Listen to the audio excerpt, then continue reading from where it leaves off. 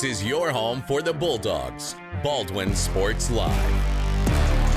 Alford is going to hand it off to Cody Buck up the middle, lowers the shoulder into the end zone.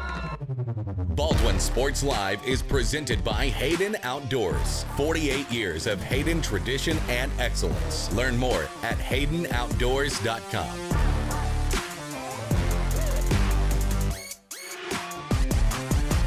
Bergen going to set up Padgett nicely.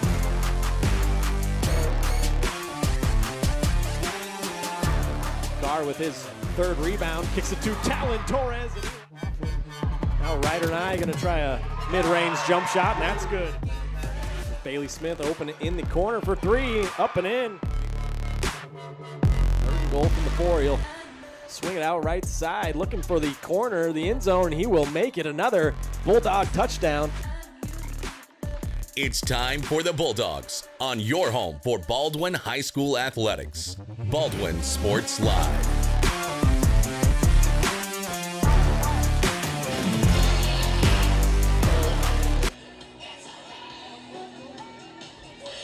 Well, good evening, football fans, and welcome once again inside beautiful Liston Stadium right here in Baldwin City, Kansas. Tonight we have Week 4 high school football action as the hometown Baldwin Bulldogs look for their first win on the year as they host the undefeated Wellsville Eagles.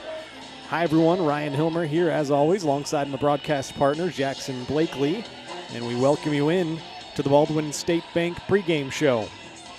For Baldwin last week, unfortunately, it was another tale of two halves as the Bulldogs came out of the block strong but faltered a bit in the second half and let a halftime lead slip away.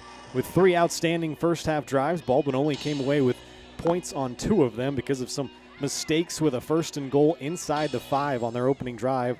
There was a missed snap and a few penalties, and the Dogs actually ended up coming up empty-handed on that opening drive, but they responded with 2 great touchdown drives, one being a quick strike 4-play drive that featured a big Jackson Rude catch and run and was finished off with an 8-yard touchdown run by Bryce Alford.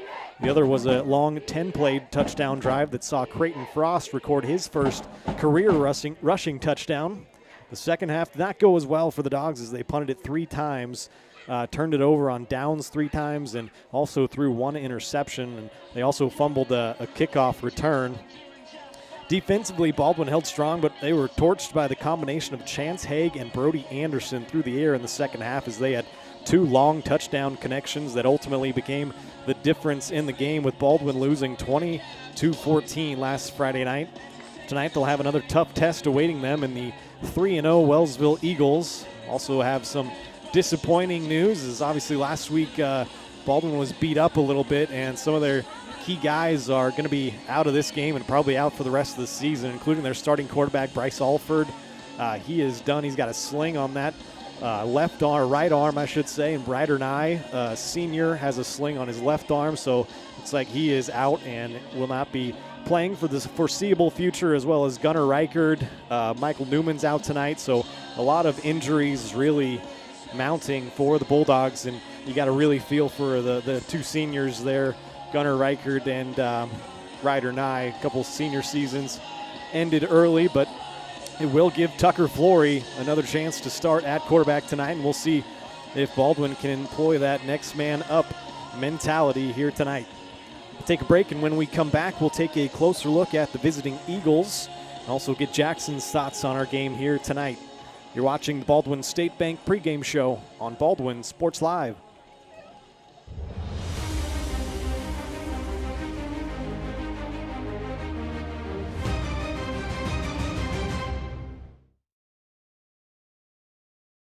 Dr. Philip Harvey at Oral Surgery Kansas is a proud supporter of the Baldwin Bulldogs. Dr. Harvey and his staff wish all of the Bulldogs the best of luck this year as you continue to make Baldwin City proud. Oral Surgery Kansas provides personalized, gentle, comprehensive patient care for a wide range of oral surgery procedures. To learn more, visit oralsurgerykansas.com or call 785-843-5490. Oral Surgery Kansas, cheering on the Baldwin Bulldogs. Kelly Neufeld and his team at Farm Bureau Financial Services are there to help you prepare for the unexpected and protect your future. With customized insurance plans and comprehensive financial planning, Kelly and his team will help increase your confidence in your overall financial well-being. Come meet the team at their new office in downtown Baldwin City at 714 8th Street or give them a call at 785-594-1055 to set up a meeting with Kelly Neufeld at Farm Bureau Financial Services in Baldwin City. It's your future. Let's protect it. Hey, you ready to go to my mom's? Well, I can't go today. I have to mow. It's probably going to take all day. Well, that's too bad. Don't work too hard.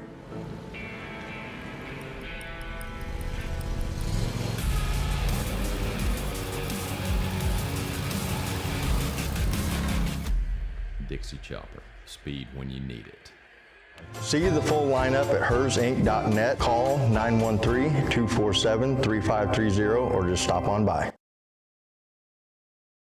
Hayden Outdoors Real Estate has been proudly serving the Midwest since 1976, covering 33 states while producing over $1 billion in annual sales. Shad and Penny Sheldon are some of the top producing brokers from Baldwin, Kansas, selling farms, ranches, rural homes, and recreational real estate throughout Kansas. Their knowledge, passion, and expertise will help make your next real estate transaction an excellent experience. Contact Shad or Penny today by phone at 785-821-2666 or by email at shad@haydenoutdoors.com.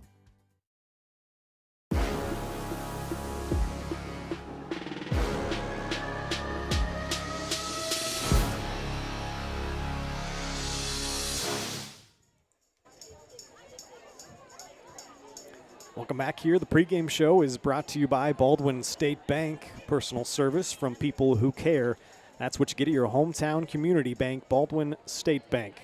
Whether it's personal finances, business, money management, loans and credit, or saving for retirement, go see Baldwin State Bank. For 132 years, they've helped serve our community. So go enjoy a better banking experience with your friends and neighbors at Baldwin State Bank.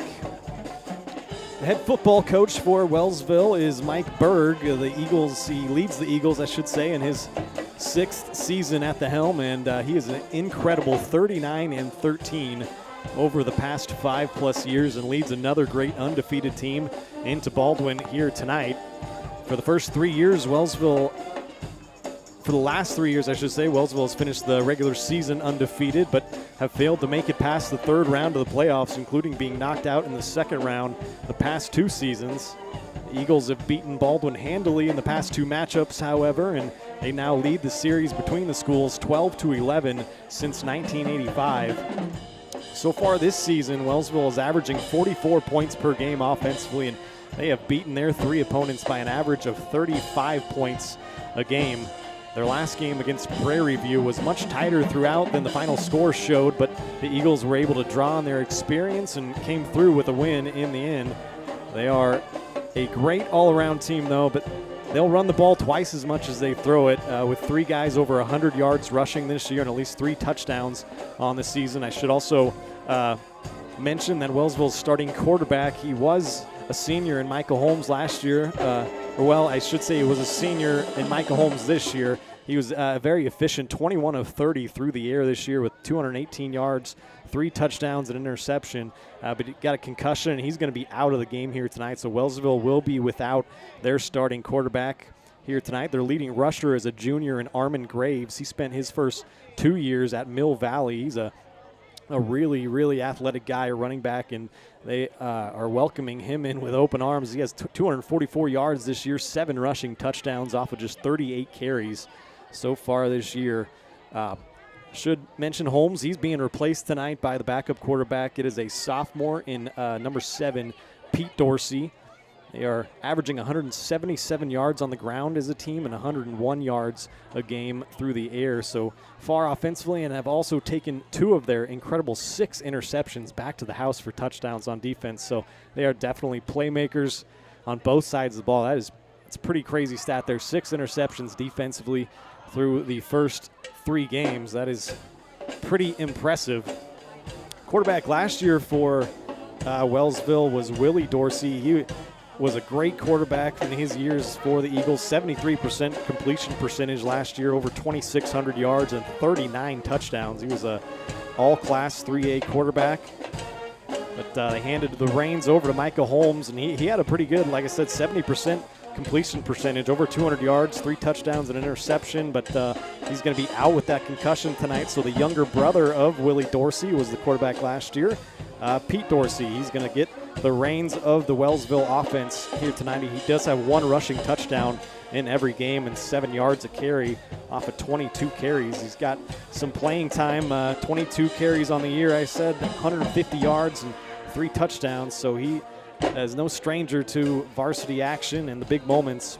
As I mentioned, their starting running back will be Armin Graves. You'll see a little bit of a split time with 28 Peyton Otwell, who was here last year. He was their leading rusher last year.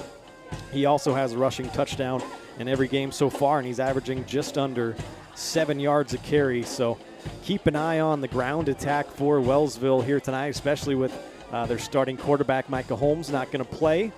And they lost their 2 big targets from last year as well, and Des Winton and Brody Lee, who they were both all-league 3A wide receivers last year. Both of them had over 40 catches. Winton had over 900 yards and 19 total touchdowns, and Brody Lee over 700 yards and 11 total touchdowns. So they are going to miss those 2 this year, but they got a couple of targets out wide, and Matt Newhouse and Kenyon Gillis, number 1 and number 2, respectively. They are the big play guys out wide. Newhouse, 150 receiving yards. Gillis has 12 catches for 84 yards and a touchdown. We'll also see number 2 run the ball a little bit on some jet motions as well. He's got 5 carries, 32 yards, and a touchdown. Also, Wellsville returns 2 guys on that offensive line that were first team all-league last year, and Wyatt Brungart and Carter Wilmerth. So some big boys up front the Baldwin is going to have to contend with here tonight. We'll see how the Bulldogs fare. Take a quick break here. We'll come back and we'll check in with Jackson, get some keys to tonight's game. Also the starting lineups coming up. You're watching the Baldwin State Bank pregame show on Baldwin Sports Live.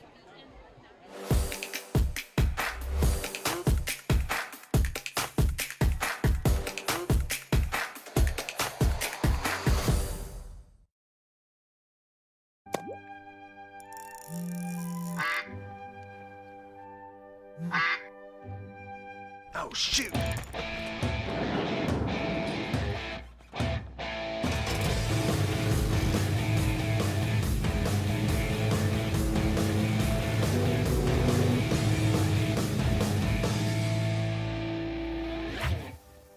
See the full lineup at hersinc.net. Call 913-247-3530 or just stop on by.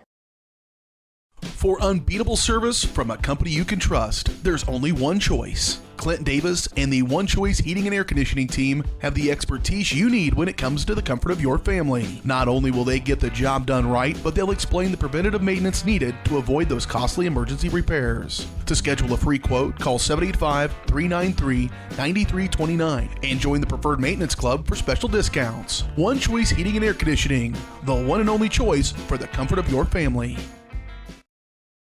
At Baldwin State Bank, we love being a part of the community in which we serve. Our roots run deep within Baldwin City, and our commitment is deeper.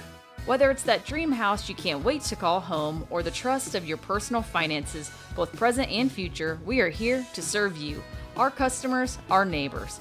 Baldwin State Bank, proud supporter of the Baldwin Bulldogs for 131 years and counting.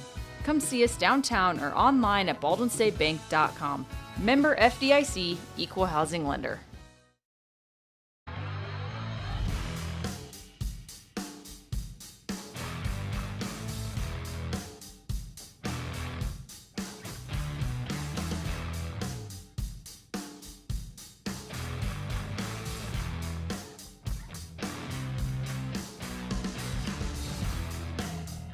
See the full lineup at hersinc.net. Call 913-247-3530 or just stop on by.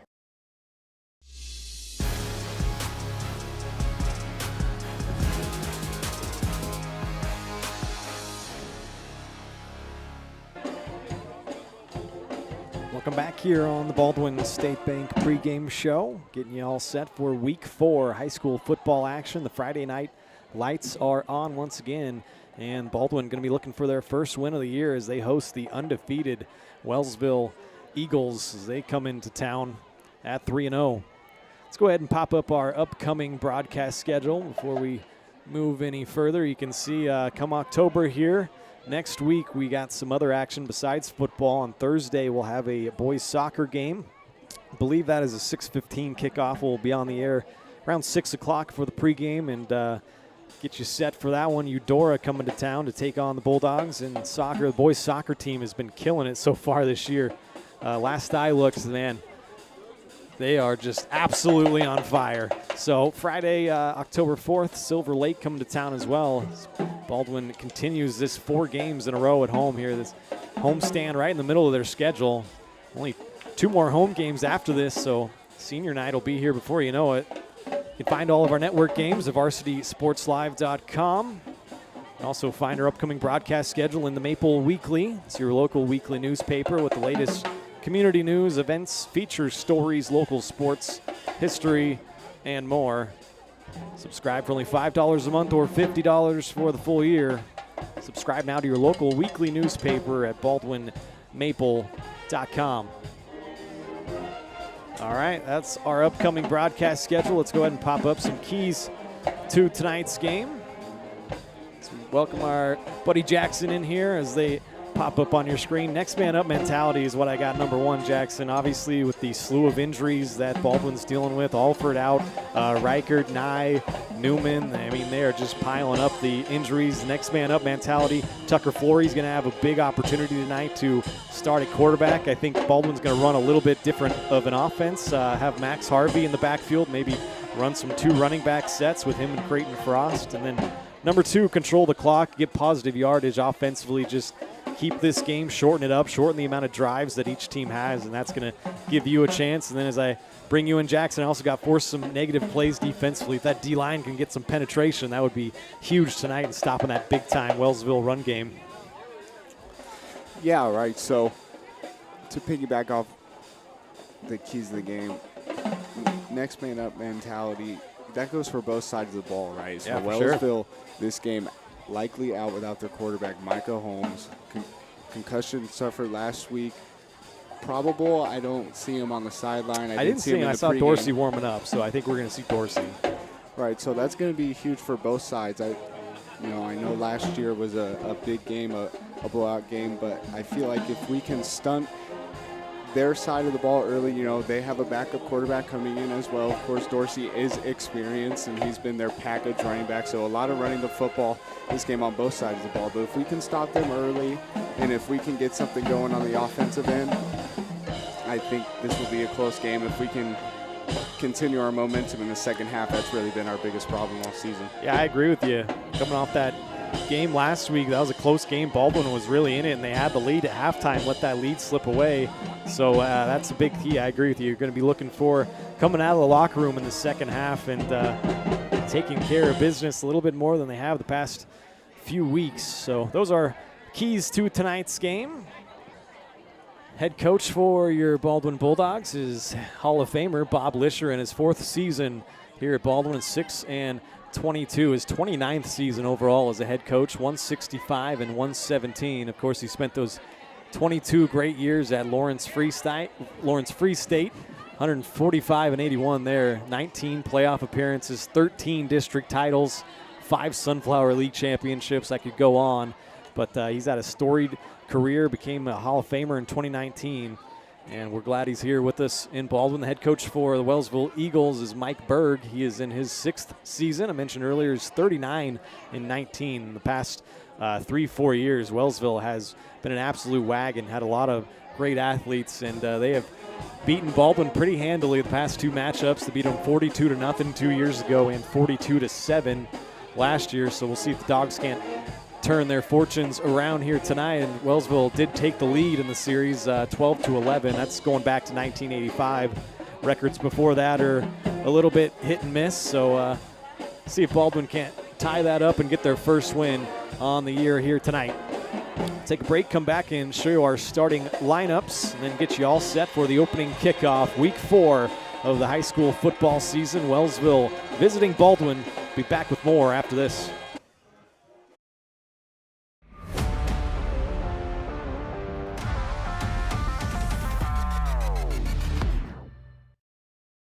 New charges related to insurance fraud and theft. Ripping off about 90 homeowners. Stewart ripped him off. The roofing industry is rough these days. Hometown Construction is Baldwin City's very own hometown solution for roofing and siding needs. We know there's more important things than just money. We give detailed estimates and on-site supervision during all projects. We focus on one job at a time so that you have our undivided attention. Contact us today. Go Bulldogs! Lamb Roberts Price Funeral Home is honored to be your choice when the difficult time comes to plan a lasting tribute for your loved ones. There to guide you through the process from beginning to end with each family's unique traditions and beliefs in mind. Visit lamb-roberts.com to see all of the services offered, including their online pre-planning tool, or call 785-594-3644 to visit with the caring professionals at Baldwin City's only locally owned funeral service and cremation service provider, Lamb Roberts Price Funeral Home. Trindle Lumber Company is the go-to stop for every do-it-yourselfer and professional contractor. They carry a wide variety of plumbing, electrical, and hardware products, along with a vast selection of windows, doors, and paint. Their full-service drive-through lumber yard has what you need for every project and offers free estimates and professional delivery. At Trindle Lumber Company, you get the right products with the best service. Stop by at 1516 South Main in Ottawa or call 785-242-8144. With Heartland Plumbing, you get full-service plumbing from a real plumber, not a sales guy who's just there to fix a leak. Heartland Plumbing sets appointments they hold true to, not an inconvenient block of time they might be there. With a strong reputation and years of quality service, Heartland Plumbing has the tools and the people to get your plumbing job done on time the first time. Give them a call at 913-856-5846, serving every big town and small town around, residential and commercial. That's Heartland Plumbing, the plumber you can open your door to.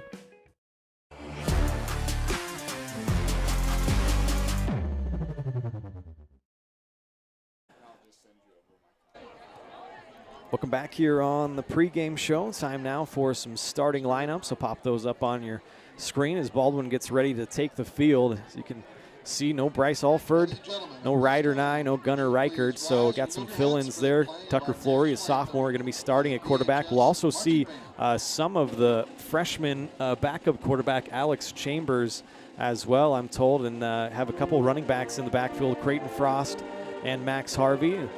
Jackson Root, Ethan Williams out at wide receiver, and then Colton Collum, the junior tight end.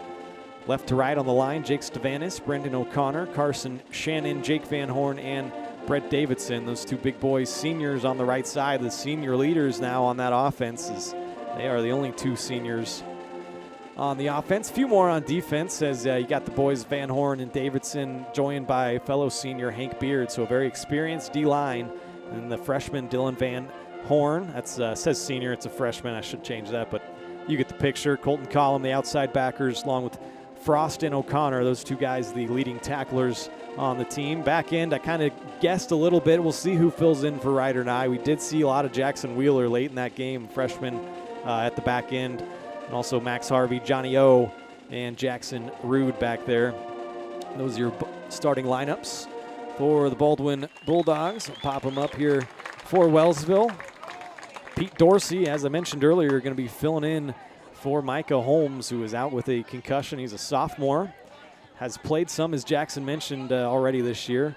Armin Graves, who spent his first couple of years at Mill Valley. He is a great big running back, over 200 yards and 7 touchdowns on the year, the junior. And then junior coming back, he was their leading rusher last year, Peyton Otwell. Landon Geist will see some runs as well. Matt Newhouse and Kenyon Gillis are the playmakers outside. And then left to right, Brunghart, Hunsaker, Jake Taylor, Carter Wilmorth, and Kobe Reese, the offensive line. Mentioned earlier that Brunghart and Wilmarth are first-team All-League returners from last year.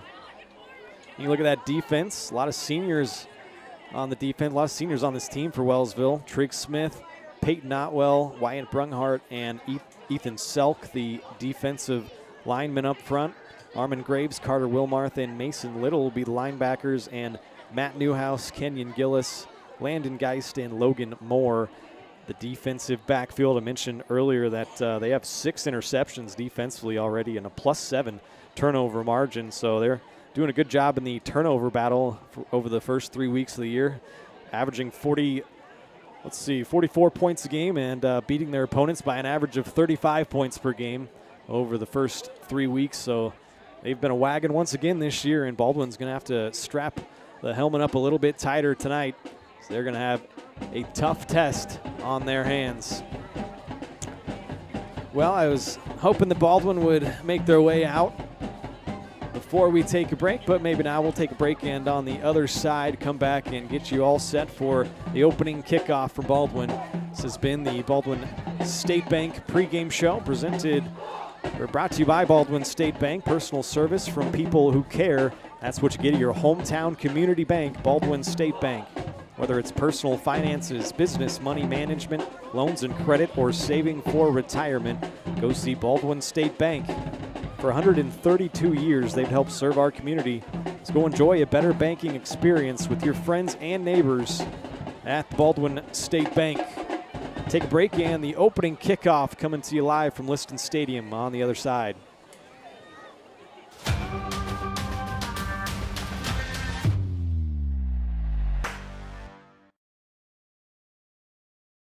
Kelly Neufeld and his team at Farm Bureau Financial Services are there to help you prepare for the unexpected and protect your future. With customized insurance plans and comprehensive financial planning, Kelly and his team will help increase your confidence in your overall financial well-being. Come meet the team at their new office in downtown Baldwin City at 714 8th Street, or give them a call at 785-594-1055 to set up a meeting with Kelly Neufeld at Farm Bureau Financial Services in Baldwin City. It's your future. Let's protect it. Hey, you ready to go to my mom's? Well, I can't go today. I have to mow. It's probably going to take all day. Well, that's too bad. Don't work too hard.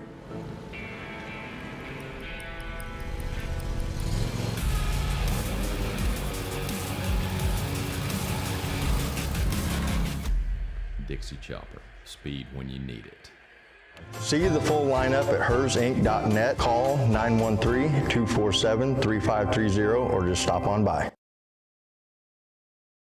Hayden Outdoors Real Estate has been proudly serving the Midwest since 1976, covering 33 states while producing over $1 billion in annual sales. Shad and Penny Sheldon are some of the top producing brokers from Baldwin, Kansas, selling farms, ranches, rural homes, and recreational real estate throughout Kansas. Their knowledge, passion, and expertise will help make your next real estate transaction an excellent experience. Contact Shad or Penny today by phone at 785-821-2666 or by email at shad@haydenoutdoors.com.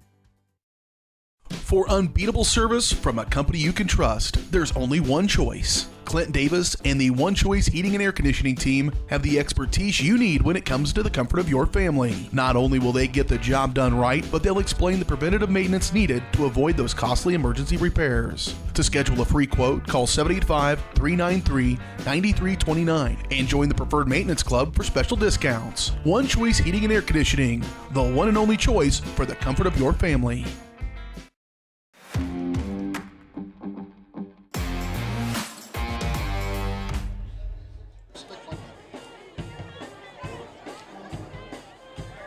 All right, back here, Liston Stadium, Baldwin City, Kansas, live and in color. All set for week 4. Baldwin looking for their first win. Coin toss has concluded, and we are just about set for the opening kickoff. As always, opening kickoff brought to you by the Baldwin City Recreation Commission. Get ready, Baldwin City. The 4th annual Maple Leaf Beer, Wine, and Spirit Fest is coming on Saturday, October 26th, 2024 from 2 to 5 p.m., sponsored by Maley & Sons Construction. This adults-only event will highlight some of the region's best breweries, wineries, and distilleries.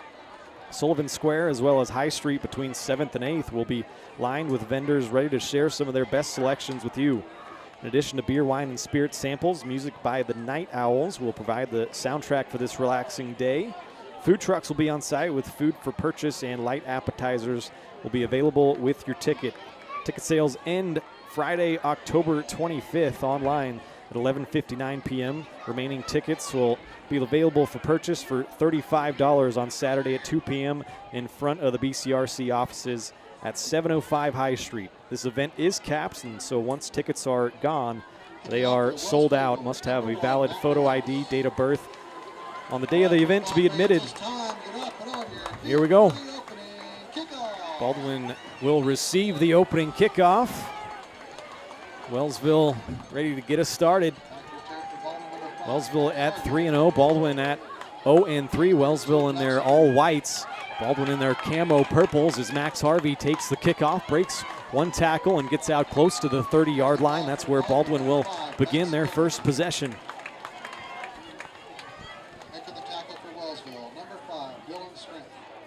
Call it the 29-yard line. So leading them out is the backup quarterback, Tucker Flory. Went 1 of 8 for 5 yards. He kind of struggled throwing the ball last week when he came in cold off the bench. That's not an easy thing to do, but right away here you see that they'll run the 2 running backs and they'll toss it left side. Max Harvey takes the pitch, lowers his shoulder, and gets a gain of about 3. I saw a lot of different looks that we haven't seen before. Devin Waddell was at the bottom of the screen, lined out wide, number 30, taking replace of Gunnar Reichard, who was also hurt last week as well. You look at Tucker Flory as he is the head of that huddle. You know, he's small in stature, but he's a quick, fast downhill guy. Once he gets downhill, he's a fast guy to catch up to. He's a great all-around athlete, which before the game, that's why I was saying a lot of running on both sides, especially with his talents. This time they faked the handoff to Creighton Frost, tried a little pop pass to Jackson Rude. That was tipped at the line, knocked down, incomplete, and that'll bring up the first 3rd down of the game. Baldwin was 5 of 14 on 3rd downs last week. A lot of that came, a lot of those conversions they didn't convert came in the second half. See how well they do on the critical downs here tonight. Baldwin also has a -4 turnover margin, so got to take care of the football here tonight. Here's 3rd and 6. They'll pitch it once again to Harvey. He's got a little bit of room, fighting forward for extra yardage. Gets real close to that first down marker. I think he might have it. See where they spot it.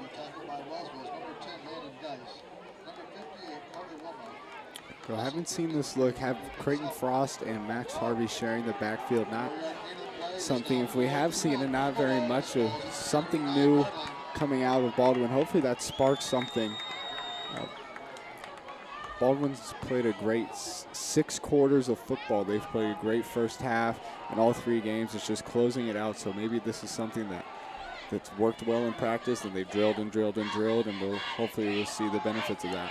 Going for it on 4th down, trying to run up the middle, and Baldwin gets absolutely stuffed. I don't think they got it.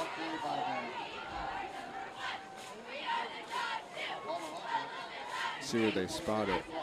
Looks like they have it. And they're going to give it to Wellsville. So a turnover on downs to start this game for Baldwin. Needed a yard. They couldn't get it. Big defensive stand there for the Eagles. Stout up front. In there's Carter Wilmarth, 58. He's their leading tackler on the year, linebacker. And that experienced D-line, Shriek Smith, also in there. Unfortunately, Baldwin turns it over on downs, and Wellsville will have great starting field position at Baldwin's 39-yard line. They'll start I formation. Dorsey turns and pitches it out to Otwell. Peyton Otwell, the leading returning rusher from last year. Gets a great gain and possibly a first down. We'll see if they move the chains. Not quite. Hank Beard there on the tackle. Wellsville and Baldwin, this is a heavily stoked rivalry. There's a lot of history. If you talk to some of the alum that come here, you know, some of the parents of the players, how they talk about it. It's a fun rivalry. It's always packed stands if you look over there in the away student section. Dorsey's going to look to throw first time of the game, looking for Gillis down the right side, and good coverage there. Johnny O sticking right to Kenyon Gillis. He has got 12 catches on the year, but good defense that time. Going to bring up a second down. They did give him the first down on that first play.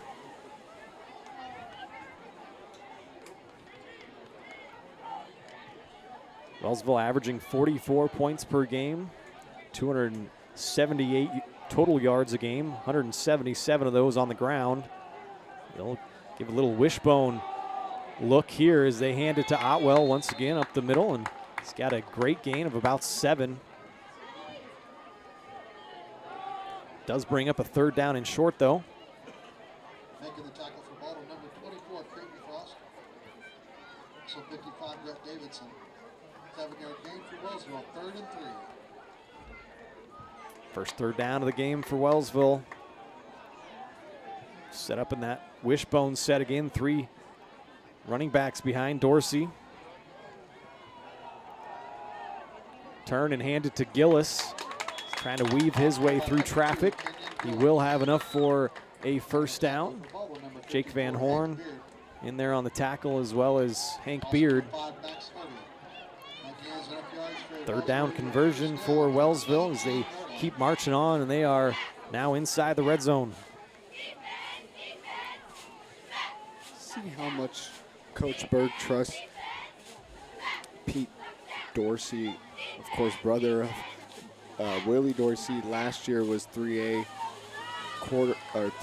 3A quarterback, mostly a package. Had a great career. There's Trig Smith running the ball up the middle. But Pete Dorsey used mostly as a running quarterback. Of course, he's thrown the ball this year, and he's been pretty good. It'd be interesting to see what the play calling is like if they'll test his arm out as they did earlier in the drive with that long ball as they tried Johnny O on the boundary. It'll be interesting to see the mix of run and pass from Wellsville in the I formation this time. This time they'll pitch it to Armin Graves, trying to get outside, but he's drugged down and slung to the turf by Colton Collum. Big time tackle. Great job stringing that play out. The outside of that Baldwin defense, the left side. Collum starting at outside linebacker along with Dylan Van Horn. Also see Jackson Wheeler out there. And number 89, Colton Collum, the 6'6" junior. Big, but he is fast. Saw he close the edge there on Armon Graves. Armon Graves, not easy to get down and to be able to do that one-on-one on the edge there. This time Mason Little split out, Gillis as well. They'll run in motion, Landon Geis, but a false start on Wellsville will back him up and make it a 3rd down and even longer. First penalty of the game. Go bend, don't break. That's been kind of the philosophy Baldwin's defense has followed for most, at least of the first half of this, or the first halves of the games this year. Have played excellent and just unfortunately can't close it out. Hopefully we can see him string together 2 halves of good football. Off to a good start.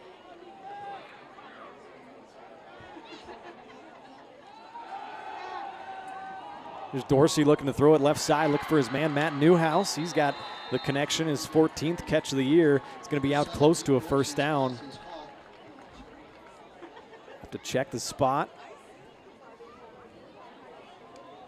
Looks like they're going to be short, so it will bring up a 4th down and short. Maybe 4th and a yard. To continue what I was saying earlier, but off to a strong start on the defensive end here. Big 4th down. I'll try to quarterback sneak it up the middle with Dorsey. Got a pretty good push, and they're going to have a 1st down. Ball carried by the quarterback, number 7, Pete Dorsey. 1 of 2 on 3rd downs, now 1 of 1 on 4th down this drive. Wellsville now has it inside the 10, a 1st down and goal from Baldwin's 7-yard line.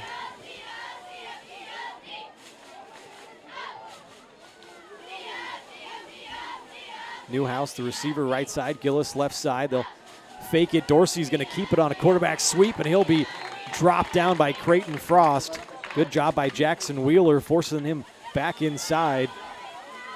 Oh, Wheeler and Creighton Frost getting in the backfield. That's going to be a big thing for this Baldwin defense. If they can continue getting pressure in the backfield in the run game and in the pass game, that's going to be a big part in pulling off and hopefully just dragging him in the mud and taking advantage of all the little opportunities you get on both sides of the football.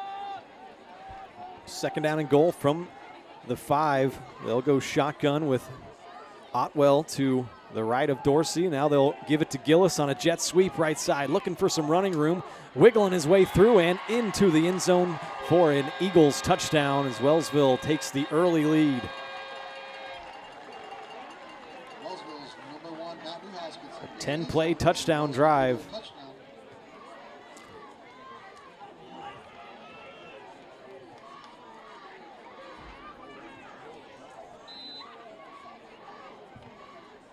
Went 39 yards and took 5 minutes off of the clock.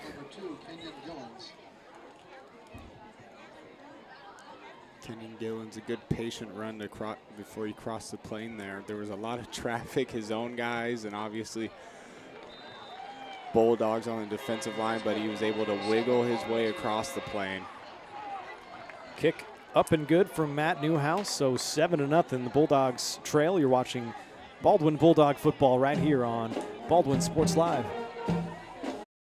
Trindle Lumber Company is the go-to stop for every do-it-yourselfer and professional contractor. They carry a wide variety of plumbing, electrical, and hardware products, along with a vast selection of windows, doors, and paint. Their full-service drive-through lumber yard has what you need for every project and offers free estimates and professional delivery. At Trindle Lumber Company, you get the right products with the best service. Stop by at 1516 South Main in Ottawa or call 785-242-8144.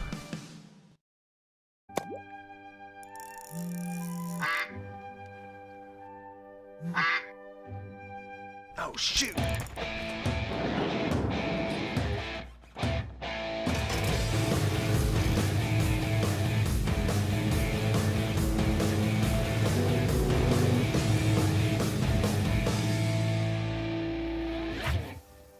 See the full lineup at hersinc.net. Call 913-247-3530 or just stop on by.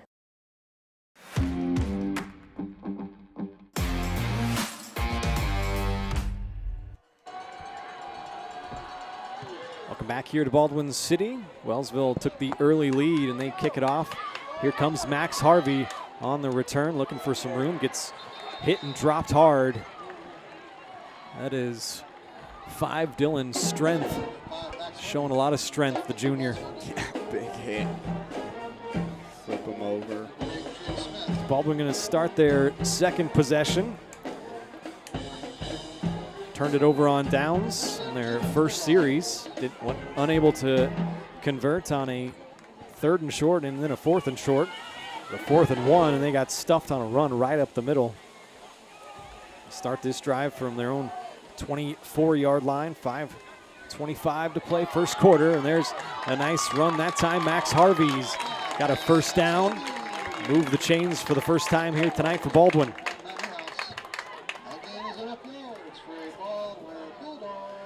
A nice gap opened up by Jake Stavanis and the Bulldog offensive line. Nice run. If they can keep doing that consistently, maybe not every play getting chunk yardage like that, but 3 yards in a cloud of dust, that'll get the job done, and maybe that's the goal going into the game for the Bulldogs. Yeah, that was one of my keys to the game, is just get some positive yardage, stay ahead of the chains, and control the clock. That time, Wellsville was ready for the pitch play. First there was number 50, Wyatt Brungart. Carter Wilmarth came in to clean things up. Both of those guys first team all-league defensive players last year, 50 and 58. You'll see them involved in a lot of tackles here tonight.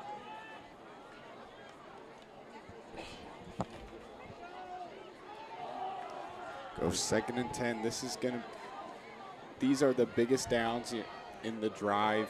You want to get to a 3rd and manageable. Obviously, you want to try to get a first down. There's a big-time run. Busting free is... A good throw over the middle by you're Tucker right. Flory. To number Flory 82. connected That's with Jackson Wheeler, the freshman. I was looking down there, but yeah, good to see Jackson Wheeler. Going to see some Devin Waddell. Also, 88 Drew Flick coming into the game, the 6'1 senior. So going to have some rotation of guys. Flick going to line up at tight end attached. Baldwin's second first down of the drive as they approach midfield. They'll toss it right side. Max Harvey's got some room out there and lowers his shoulder and bangs forward for 3 yards. Bro, that's the first time this season we've actually been able to see Max Harvey in space, and he looked fast to get downhill across the line of scrimmage, put his head down. Looks like he's not afraid to go head first and do a tackle. He's not the biggest running back in the world, but you like to see that out of especially if you haven't been able to showcase your skills like that all year. Yeah, he's got some quicks. He's also got some toughness, just like his older brother Jack that graduated last year. Runs in the family. Yeah, in the backfield again. They'll hand it to him. Now he's trying the left side, and he'll get driven back by a couple of Eagles there. Pete Dorsey, also Trig Smith there. Trig Smith, another first-team All-League defensive player last year, and it brings up 3rd down and call it 6. 3rd and 5 now for the Bulldogs. Ball now at the 47. Some of the beauty of high school football, and you're reminded every time, at least every time we play, especially small town Kansas football, is the two sides of the football, the type of athlete it takes, and Pete Dorsey is one of those players who's able to do it at a high level. And it's fun to watch. Fumbled snap there, and Harvey picks it up with one hand. That was impressive, but the result of the play will not be a loss of about 4 yards. It might bring up a punting situation for Baldwin. They're now 0 for 2 on 3rd down. In the two sides of the ball, of course, Tucker Flory, one of those athletes, he's a DB. He would have had an interception in week 1 against Iola, but there was a holding penalty, if I do believe. Yeah, that's right. Got called back on a defensive holding. Harvey's in here to punt it away. Gillen's back to receive. He breaks one tackle, another one. Past the 30-yard line, now gets spun down out close to the 35.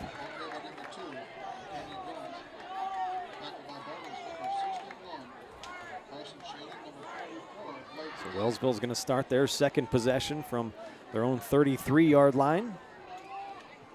2:02 to play first quarter. Glad you could join us here tonight on Baldwin Sports Live. Ryan Hilmer, Jackson Blakely, as usual. And an absolutely gorgeous night for football. Clear skies, got a little bit of a pink hue to it as the sun sets. And the Friday night lights are shining bright. There's a tough throw that time, and Baldwin had a chance to make a play on it. Jackson Wheeler put his hand up, and it was anybody's ball. Ended up landing out of bounds, luckily for Wellsville. A dangerous throw there.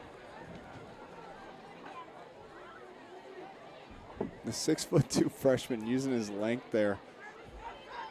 He's also a basketball player, and if being a basketball coach, we watch these kids in middle school during their season, and he knows how to use his length and his body to his advantage for sure.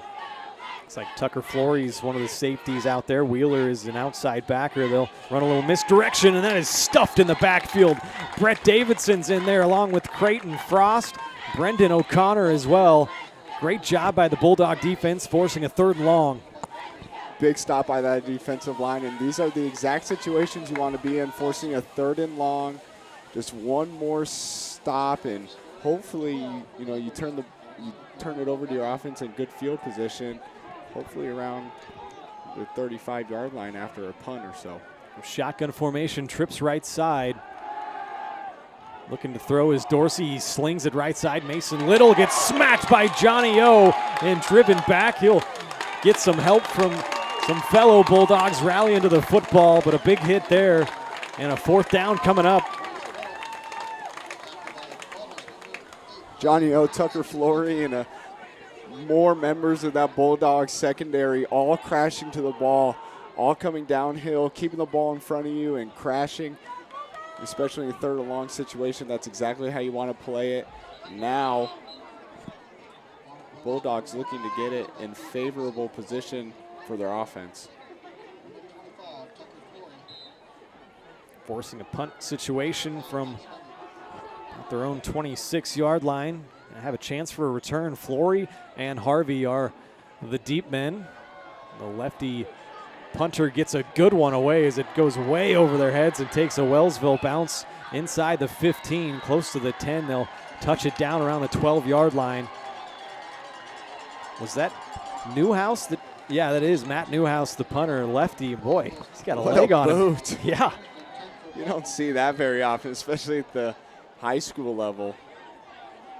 It's pretty impressive, and that flips the the field. flipper, yeah. So Baldwin going to start from their own 12-yard line. He punted that thing. From about the 15? From about his own 15, yeah. I would say. You're right. About 10-yard line around that range. That's pretty impressive. So 1 minute to play in the first quarter. From their own 12, Baldwin starts their third possession, turned it over on downs, and then punted after getting 2 first downs on their last drive. They'll try it up the middle again. Not much there.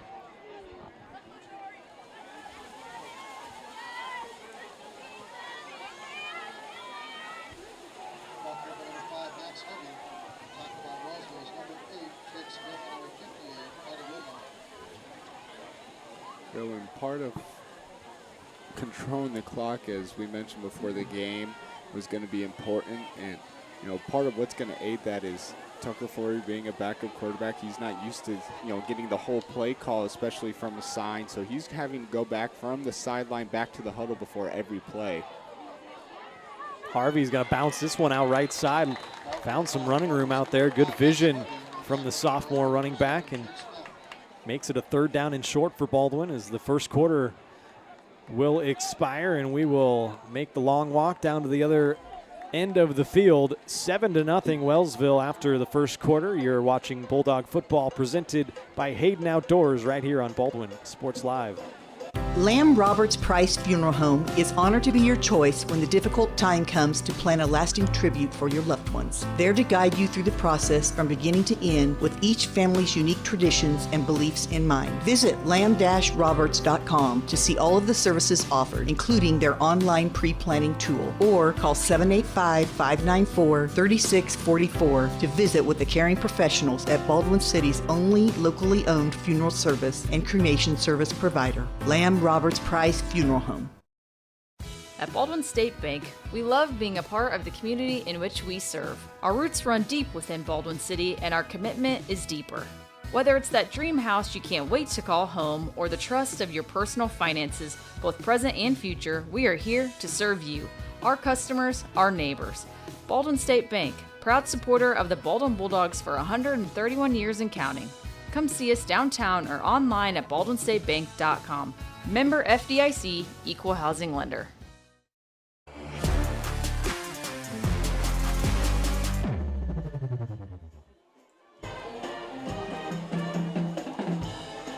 Welcome back. Start of quarter number 2. Wellsville on top, 7-0. Baldwin hanging right in there, though, as they forced an Eagles punt. And nice 2nd down run by Max Harvey.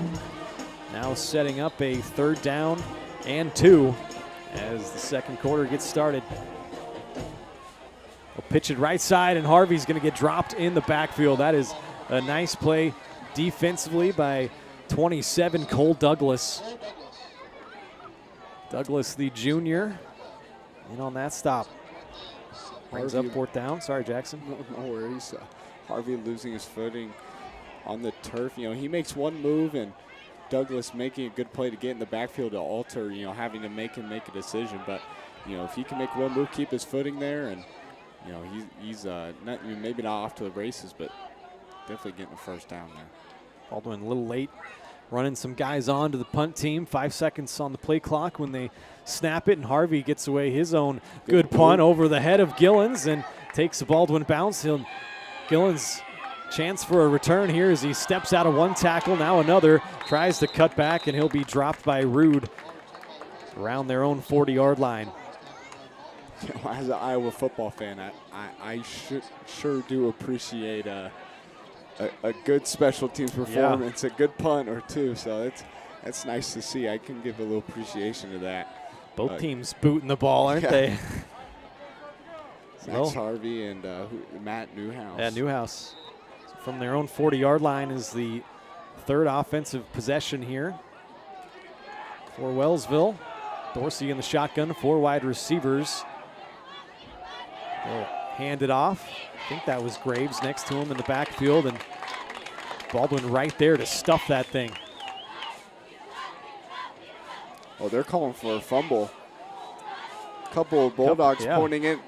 Who is that? Number That's Brett Davidson, I think, comes up with the football. He's Davidson holding it up. holding the football. The officials, no signal yet. I thought I heard a whistle. He might be saying he was down by contact, so looks like it's just going to bring up 2nd down and 10, but we were talking during the commercial break there, Jackson, that Baldwin's going to have to force a few turnovers tonight.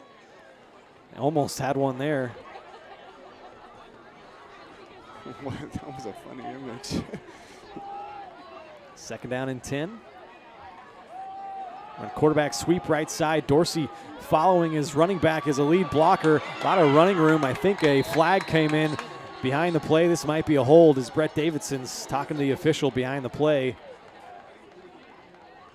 And yeah, it's going to come back holding on Wellsville. I think the guilty party is 62, 52 maybe, 62 Kobe Reese. 2nd penalty for Wellsville. That brings back a nice run from Dorsey.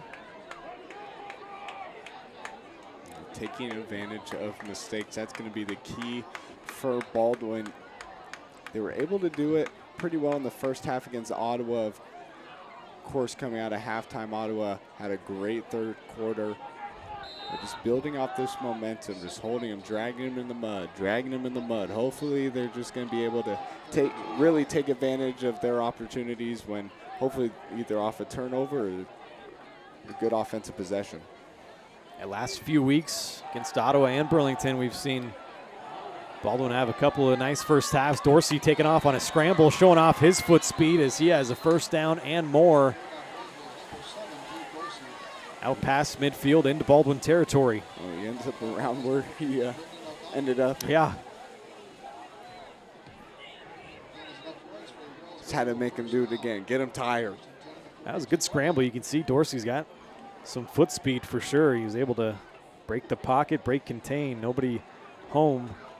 Looked like Baldwin was playing some man-to-man. Once those defensive backs turn their back, it's tough to deal with a scrambling quarterback as well. Some Gillens in motion, and they'll hand it off up the middle to Graves. Gets hit hard. Johnny O again on the stop. Johnny O's out. He's made 3 or 4 big plays, a deflection on the other side of the field, and a couple of big hits in the backfield, and this stop that Eagles running at him. I mean, he's having a great start of the game, and he's energetic. You see, he's pumping himself up. His teammates are getting in it. That's the energy that this, Baldwin, as well as this defense has played, that's what they've lacked. That's what they really needed, is someone to come out and send a message, and Johnny O doing that so far early for Baldwin. 2nd and 8. Ethan Williams is one of the safeties in there, and Graves will try the left side. Gets stood up and driven back. Van Horn had him at his ankles, and Creighton Frost had him up top, spun him down to the ground. 3rd down and long coming up.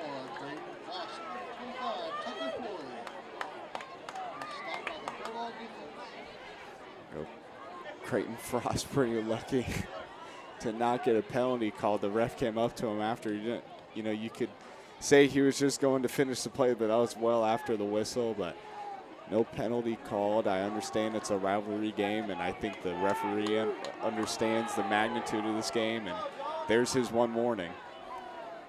1 for 3 so far on 3rd down as Wellsville. Here's a 3rd down and 7. They'll fake the run and try a pop pass over the top to Geist, Landon Geist, and that's incomplete. So 4th down coming up, and a decision for head coach Mike Berg.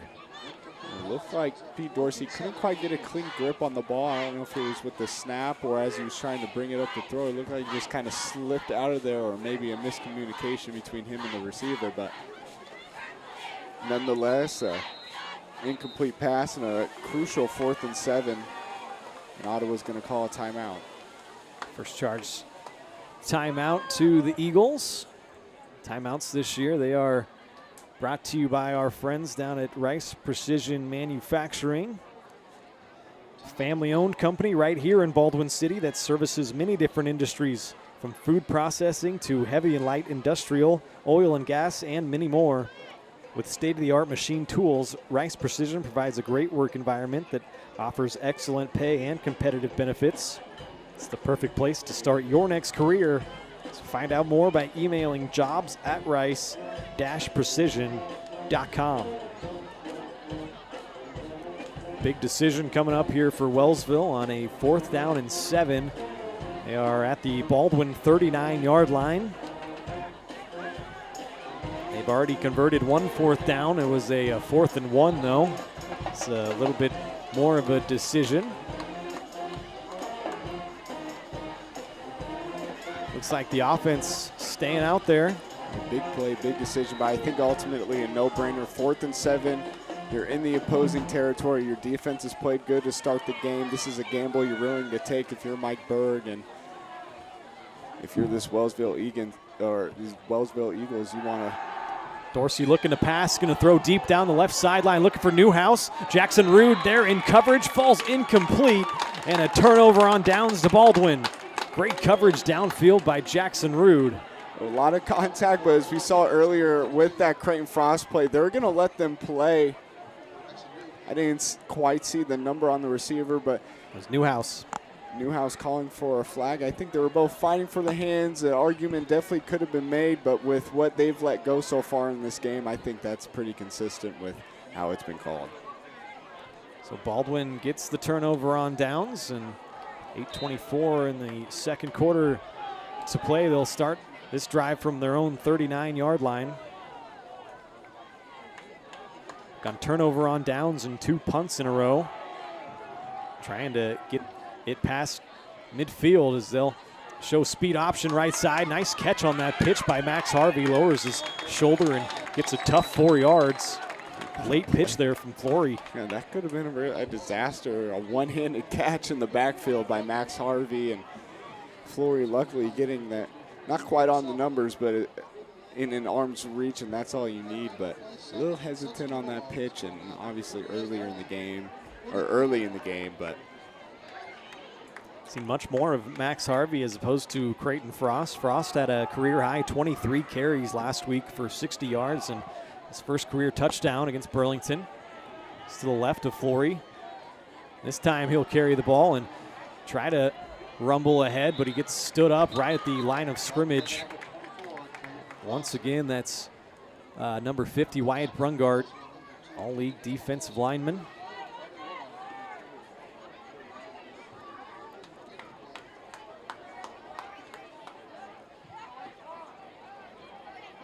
There was a penalty flag, and it's going to go against Wellsville, holding on the defense. Third Eagles penalty. Baldwin still no penalties. It's going to end up giving the Bulldogs a first down. Talked about they need to kind of win the turnover battle, also the penalty battle, and just force some mistakes for Wellsville, control the clock offensively. Got good game plan going so far. Not being able to capitalize off the mental mistakes is what Baldwin was unable to do against Ottawa. Ottawa had many personal foul penalties in the first half, and they were just unable to be able to capitalize and drive down the field with those. Give it off right side again. Max Harvey steps out of a tackle and now gets hit out of bounds by Gillens, but not before he gains another 3-4 yards. That's just what we're talking about. Stay ahead of the chains on offense. Doing a good job so far.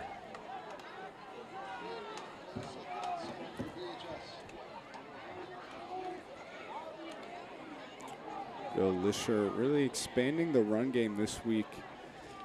We're used to more, as you said, Creighton Frost not getting as many carries, but he's more of a between the tackles runner as we've seen the last few weeks. Now with adding Max Harvey to the backfield and obviously having a running threat like Tucker Flory at quarterback, you'd like to see them get outside a lot more.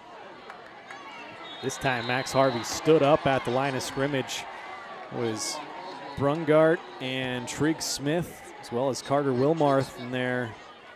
All three of the big defensive guys for the Eagles in on that stop. Now a 3rd and long. Baldwin 0 of 3 on 3rd down conversions so far, 0 of 1 on 4th. This is maybe getting into 4-down territory here into Eagles territory. Yeah, similar to, I think, the mindset that Wellsville had on their last possession. You're going for it. You're in the other team's territory. You know, if you're punt, you're really only giving up 20 yards. I think you're playing for 2 plays for the first down. Give it to Harvey left side, and he is met and driven backwards by that The ball's Wellsville. on the ground. Referee's pointing Wellsville's way. So is everybody else. Yeah, you're right. And who Max is that? Number 50. Fumbled that football, and coming away with its Brungart. So a turnover there. Max had the ball knocked free of his arm, and Baldwin gives away their, let's see, 4th fumble of the year. Was their turnover margin to -5.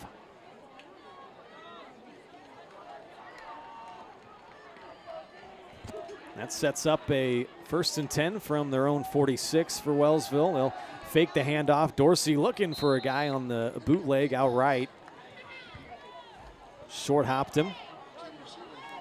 Not quite getting there outside the pocket. Wellsville hasn't been able to really get into a rhythm. They haven't been able to really send quite the punch in the mouth that they've been able to in the previous weeks. Of course, averaging, I can't remember the exact number, but 44 points a game. 44 points a game, and halfway or 6.5 minutes just about left in the second quarter, and they only got 7 points. Says a lot about this Baldwin defense.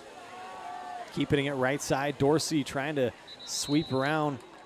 But a great job once again by the Bulldog defense. String that thing out to the sideline. Taken down by Jackson Wheeler. The freshman getting some great varsity playing time here, and he's stepping up and delivering. 3rd down and 8 coming up for Wellsville. Another chance to get off the field for the Dogs D. This front seven is doing a really good job of keeping the ball in front of them, especially out towards the boundaries. That's been a big weakness for them so far 3 weeks into the season, is allowing these stretch plays to get to the best of them. They've done a pretty good job outside of a couple plays.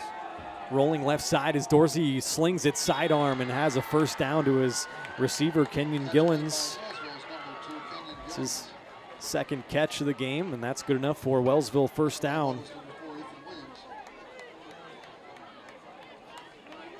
Now 2 of 5 on 3rd down conversions. Gives them a fresh set of downs in Baldwin territory.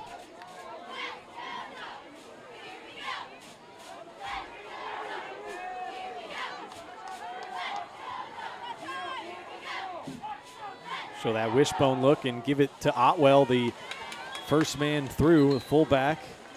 He rumbles ahead for a great gain and 10 yards and another 1st down.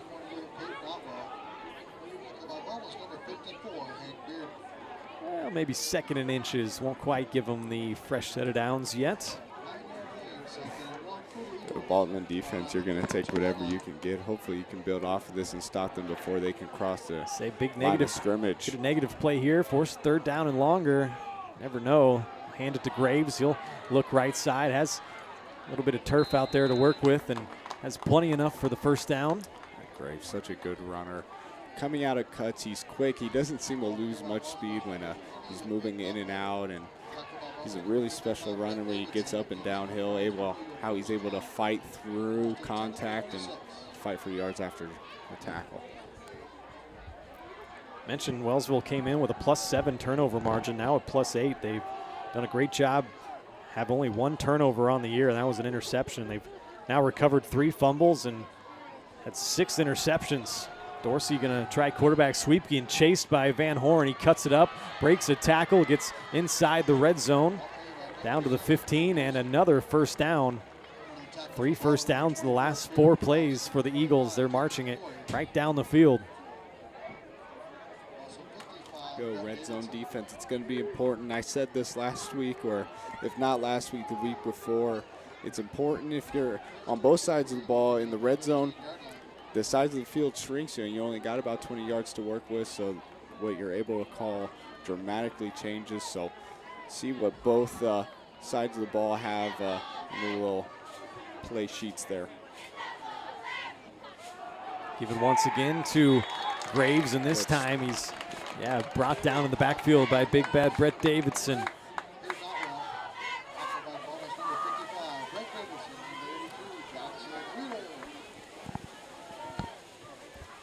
Defensive line has really been showing out the first 3 weeks. They've had really good games. Just really what has been killing the Dogs is just the mistakes that shoot themselves in the foot. As long as they can limit those this game, outside of that fumble, be able to keep it close. Trying that quarterback sweep right side here. Dorsey cuts it up, lowers his shoulder, is close to another first down. They are right now attacking the perimeter defense of Baldwin.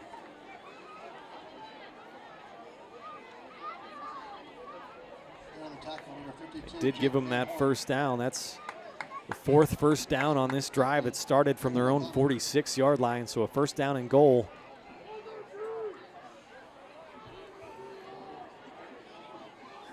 Had an incomplete pass, and then completion to Gillens, but other than that, it's been happening all on the ground.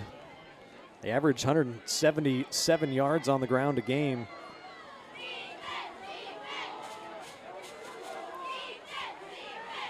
Now in the I formation, they'll hand it to the up back, fullback first man through.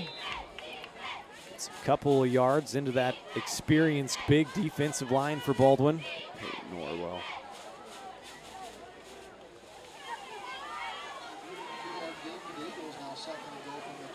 Second and goal now from the 2.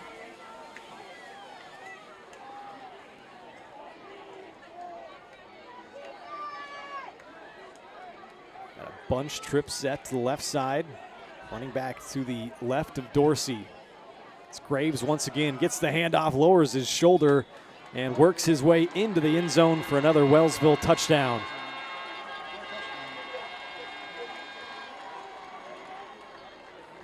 We've got 2 touchdowns on both of them, 10-play drives. This one goes 54 yards.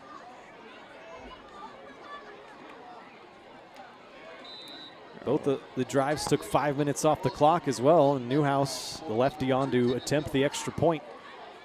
Wellsville's done a really good job of being able to draw out their possessions and just, when it matters, just being good enough.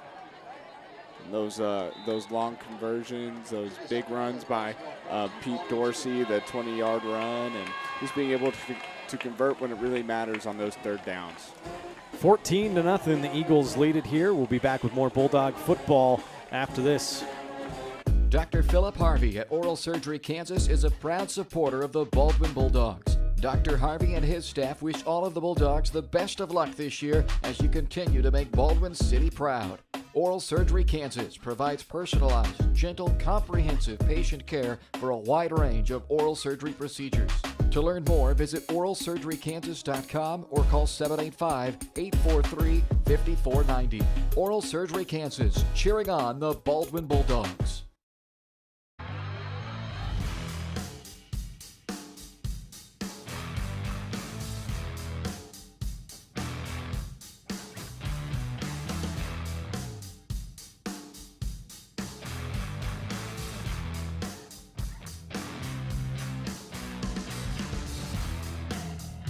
See the full lineup at hersinc.net. Call 913-247-3530 or just stop on by.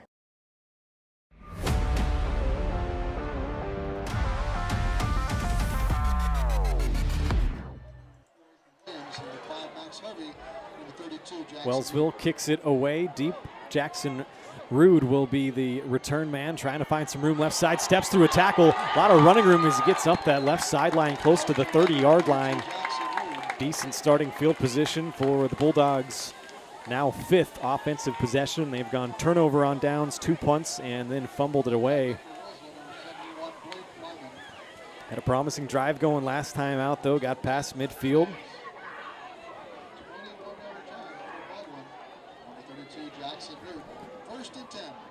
First down and 10. They'll start from their own 31-yard line. Just over 2 minutes to play here in the first half. Baldwin needs to come away with some points on this drive, Jackson.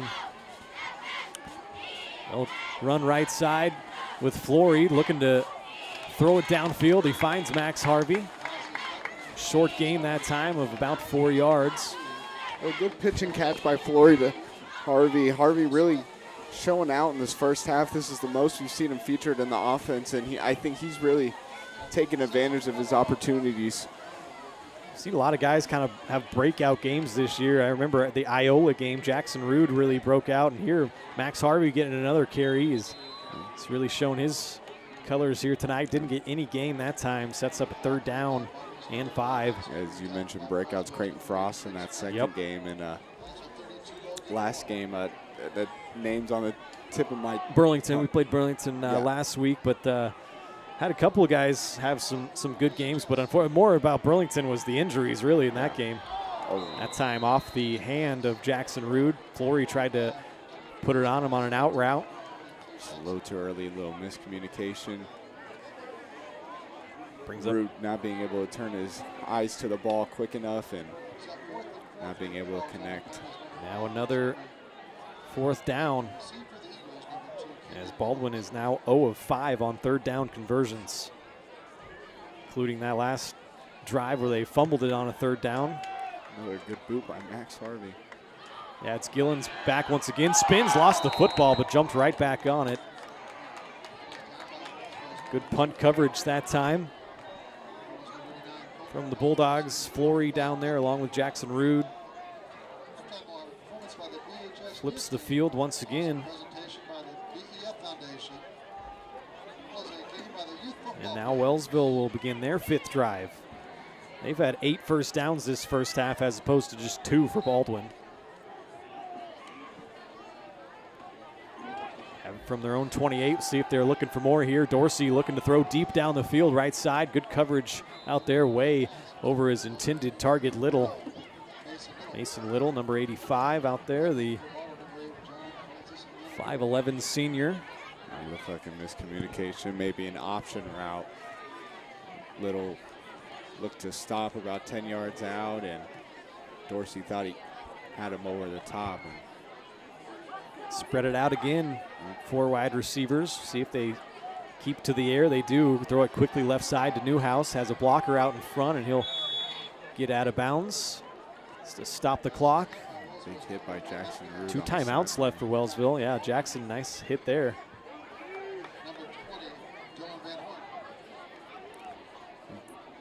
This Baldwin defense forcing another 3rd down. The main difference for me between the 2 teams has been the distance to go on 3rd down, though. Yeah. See a 3rd down and 1, 3rd down and 2 a lot for Wellsville, and Baldwin's got 3rd and 5, 3rd and 6, 7. So the one time that Baldwin did have a 3rd and 2, they weren't able to convert. Yeah, and Frost got stuffed on that first possession or second possession. Got stuffed on a 4th and 1 even.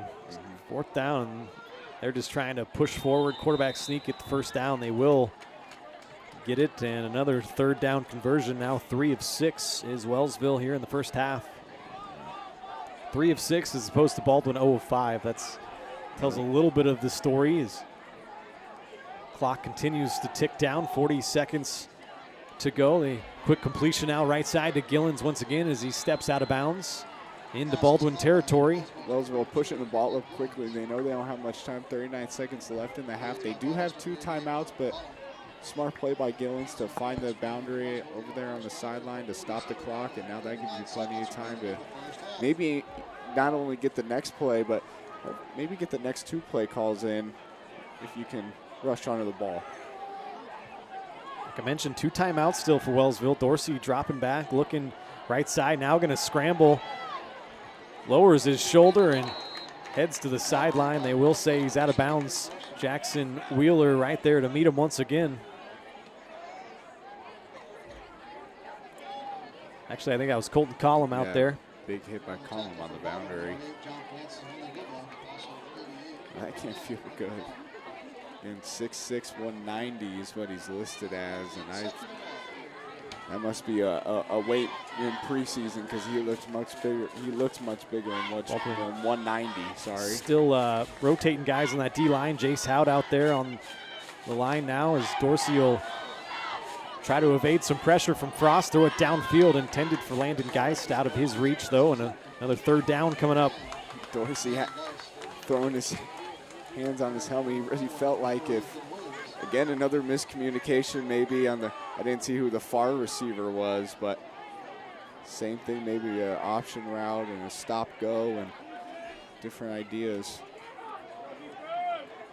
from the quarterback to wide receiver. Another 3rd and short, 3rd and 1. They'll once again just quarterback sneak and try to get the yardage, and a quick timeout being called by head coach Mike Berg.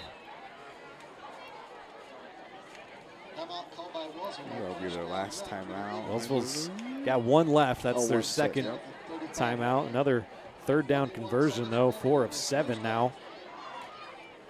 Baldwin Sports Live is presented by Hayden Outdoors Real Estate. They are the brand that sells the land. Shad and Penny Sheldon are your Baldwin City area brokers, and they invite you to immerse in nature at the Little Soldier Creek Farm. It's a great 39-plus acre property boasting wildlife, hunting, food plots, and a 2,100 square foot home with stunning views in the coveted Silver Lake School District in Shawnee County. See more at HaydenOutdoors.com or call 785-821-2666 to schedule a tour and find your next dream property with Hayden Outdoors. As mentioned earlier, Jackson, great crowd on hand, both Wellsville and Baldwin. Packed house here tonight. Baldwin in their kind of camo uniforms, got the purple with the black pants, white helmets. I'm guessing next week is homecoming. I'm just going to go out on a limb because the one after that's senior night. So got a lot coming in. And Gillen's right through his hands over the middle, and he's going to want that one back. An opportunity to be a big play. Yeah, make some moves there. He had a little bit of running room. Incomplete, brings up 2nd down.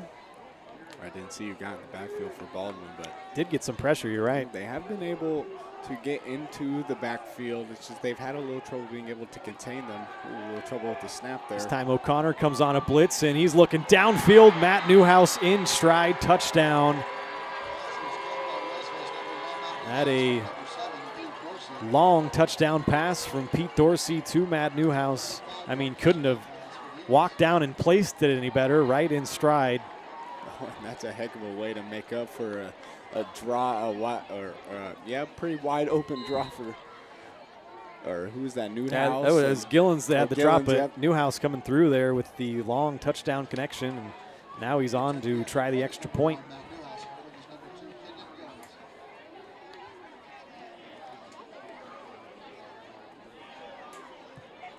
This time the kick is up, and it is true. So a 9-play touchdown drive goes 72 yards, takes about a minute off the clock. And Wellsville goes up 21-0. We'll take a quick break and be back with more Bulldog football after this.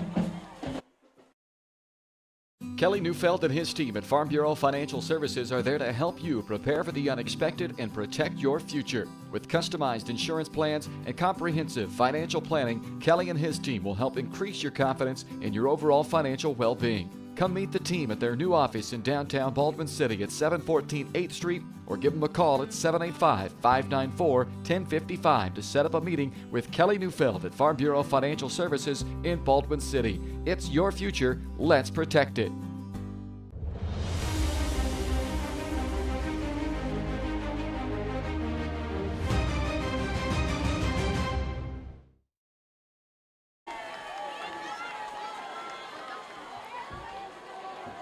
Welcome back. Baldwin City, Kansas, week 4 of the high school football season.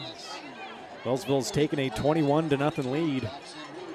Get ready to boot it away. Just 12 seconds to play here in the first half. And it will be a squibber.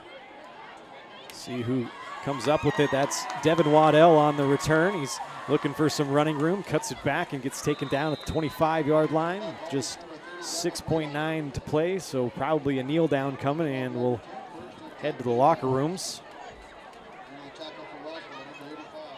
Maybe a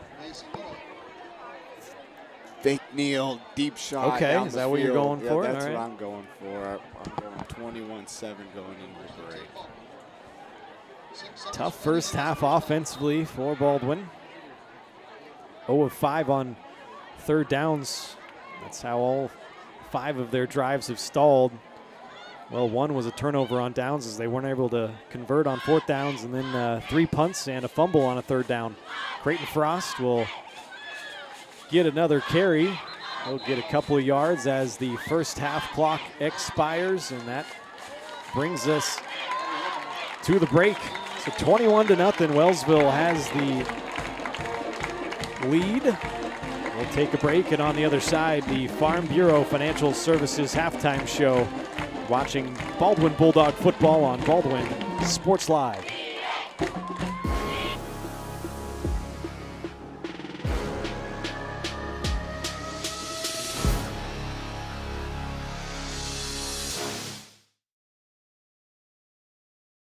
Dr. Philip Harvey at Oral Surgery Kansas is a proud supporter of the Baldwin Bulldogs. Dr. Harvey and his staff wish all of the Bulldogs the best of luck this year as you continue to make Baldwin City proud.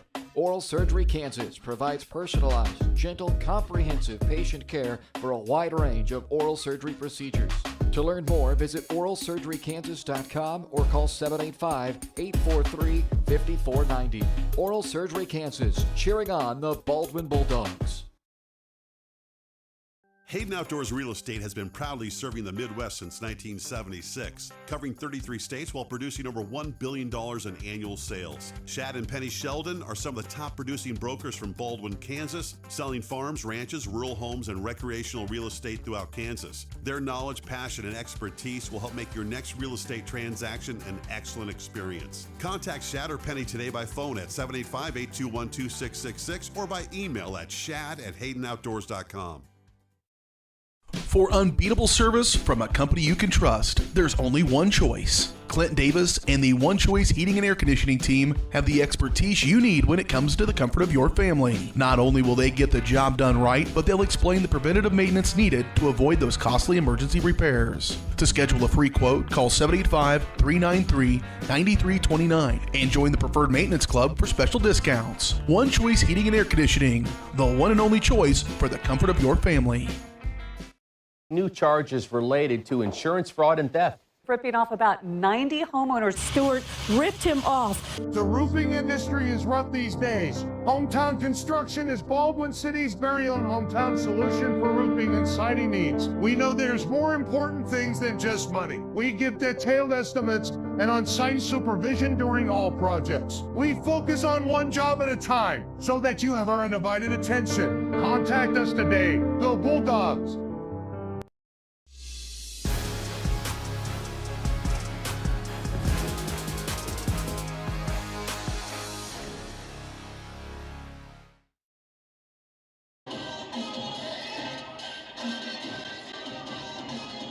Back here in Baldwin, we are at the half. As you can see, 21-0. Wellsville leads it after 2 quarters of play as we begin the halftime show, and it's brought to you by your Farm Bureau Financial Services agent in Baldwin City, Kelly Neufeld. Kelly and his team are there to help you protect what matters most. Call 785-594-1055 to set up a meeting or stop by the new office in downtown Baldwin City at 714 8th Street. See how Kelly and his team can help you achieve your financial goals, both present and future. The defense looked pretty good for Baldwin there in the first half. Offensively, it was a bit more of a struggle as Baldwin, they were only able to muster up 2 first downs in that first half. They were 0 of 5 on 3rd down, 0 of 1 on 4th down, and they had 1 turnover with a lost fumble. So not the best first half offensively for Baldwin. Their drive summary looks like this. Their first drive was a turnover on downs. Couldn't get a first down as they were stopped on a 4th down and 1 as they tried to run Frost right up the middle, and they were stuffed by that big Eagles D-line. So turnover on downs, 2 straight punts, and then a fumble on a 3rd down play by Max Harvey after Wellsville helped him out a little bit with a defensive holding call. It gave him a fresh set of downs, but lost that fumble. That is, let's see, the 4th fumble given away on the year for Baldwin. Also have 4 interceptions, and that takes their turnover margin to now -5 on the year. It also takes the turnover margin for Wellsville to +8 on the year through the first 3.5 games. That's a very impressive number for the Wellsville Eagles. So really 5 possessions offensively for Baldwin. 0 of 5 on 3rd down, not really able to muster much, only got past midfield the one time. On the other side for Wellsville, their drive summary looks like this. Their opening drive ended in a 10-play, 39-yard touchdown drive as they started with that great field position after stuffing the Bulldogs on that 4th down and 1. They started their opening possession at the Baldwin 39-yard line and got 3 first downs and converted a big-time 4th down conversion on that drive. Ended up being a Gillen's 5-yard touchdown run that gave Wellsville a 7-0 lead. That a 10-play drive took 5 minutes off the clock. Newhouse kicked the extra point, made it 7-0. Baldwin then started to look a lot better on defense. They forced a 3-and-out and then forced a turnover on downs the next 2 possessions and held Wellsville just to 1 first down those 2 possessions, went 0 of 2 on 3rd down, and they also came up with a big-time 4th down stop to turn them over on downs. But the last 2 possessions, that's where Wellsville really made some separation and broke this game open a little bit with a big 10-play touchdown drive that went 54 yards and took another 5 minutes off the clock. A lot of running plays that time. That drive, I should say, Armin Graves finished it off with a 2-yard touchdown run down there on the goal line. Came up with 4 first downs on that 10-play touchdown drive. Then the next one was a 9-play touchdown drive that extended it out to where we are now at 21-0. That was a big pass of about 45 yards from Pete Dorsey to Matt Newhouse, connected right in stride. So 2 touchdowns on the ground, 1 through the air for the Eagles here on the road tonight, looking to go 4-0.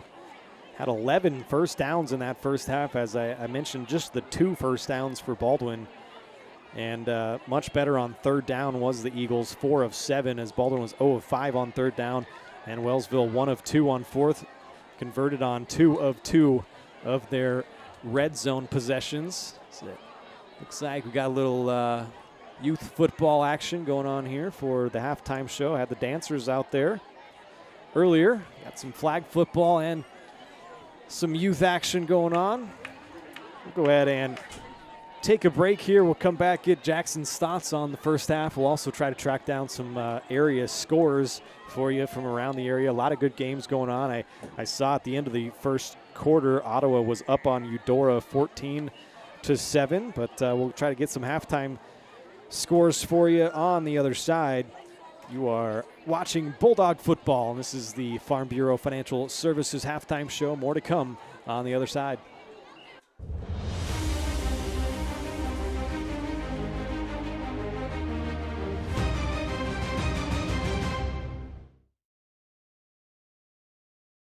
Kelly Neufeld and his team at Farm Bureau Financial Services are there to help you prepare for the unexpected and protect your future. With customized insurance plans and comprehensive financial planning, Kelly and his team will help increase your confidence in your overall financial well-being. Come meet the team at their new office in downtown Baldwin City at 714 8th Street or give them a call at 785-594-1055 to set up a meeting with Kelly Neufeld at Farm Bureau Financial Services in Baldwin City. It's your future. Let's protect it.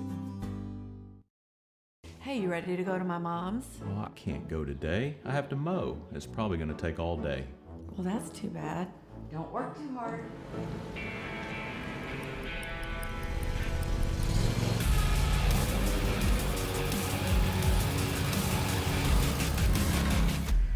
Dixie Chopper. Speed when you need it.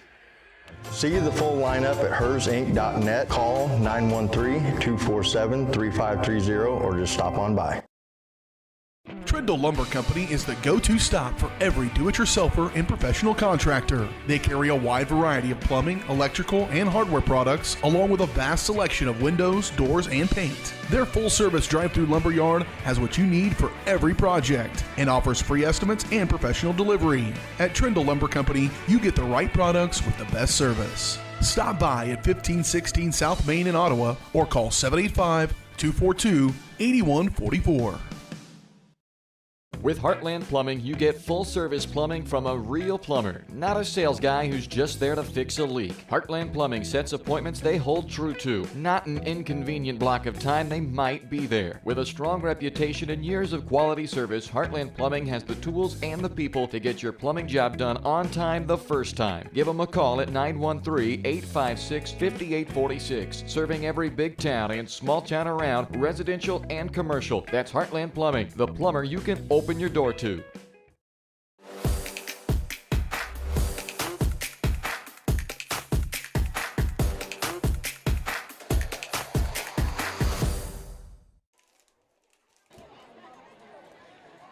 Back here at the half from Baldwin City, Kansas, 21-0. Wellsville leads the Bulldogs here tonight. Go ahead and tell you about our upcoming broadcast schedule. Got some more action here in October. Got 2 boys soccer games and 2 volleyball games we're going to be bringing you, 1 per week. So a lot more action coming at you in the month of October. Got Thursday and Friday next week. Eudora comes to town to take on the Baldwin soccer team. That's what I was going to do earlier. I was going to pull up the Baldwin soccer team and what their record is. Last time I checked, they were looking real good. They were beating everybody about 8-9, 10-0. Give me a second here as I pull that up. In terms of some of the other area scores, though, if you could try to pull up the soccer team for me there, Jackson. Looking through some of the scores, and Topeka Hayden is up on Wamego 14-7. I mentioned Ottawa and Eudora are locked in a tight one. 14-10, Ottawa has the lead over Eudora.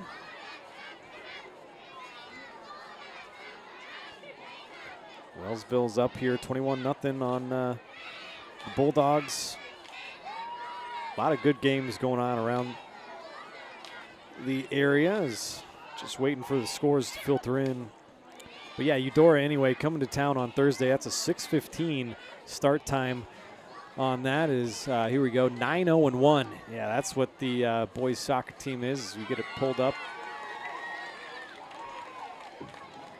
Yeah, man, looking at their scores through the middle of the year, they 8-0, 8-0, 3-0, 8-0, 6-0, 2-0, and they just beat Bonner Springs yesterday 3-2. That was a tighter game than they are used to, but man, how many goals have they given up? Just 3, 4, 5 goals given up this year through 10 games. That's pretty impressive. Only blemish was their opening game of the year.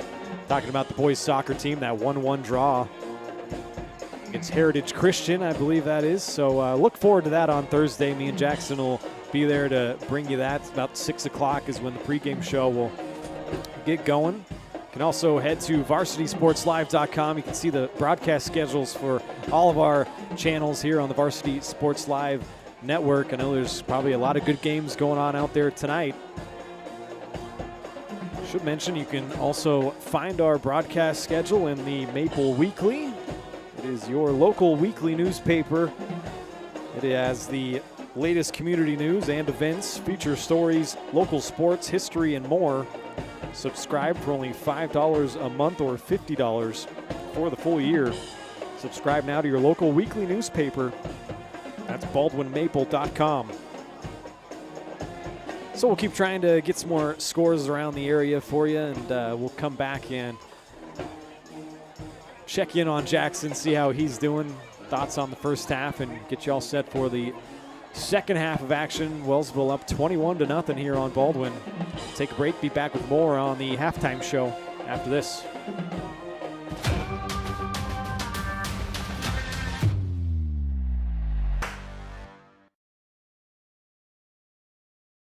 At Baldwin State Bank, we love being a part of the community in which we serve. Our roots run deep within Baldwin City, and our commitment is deeper.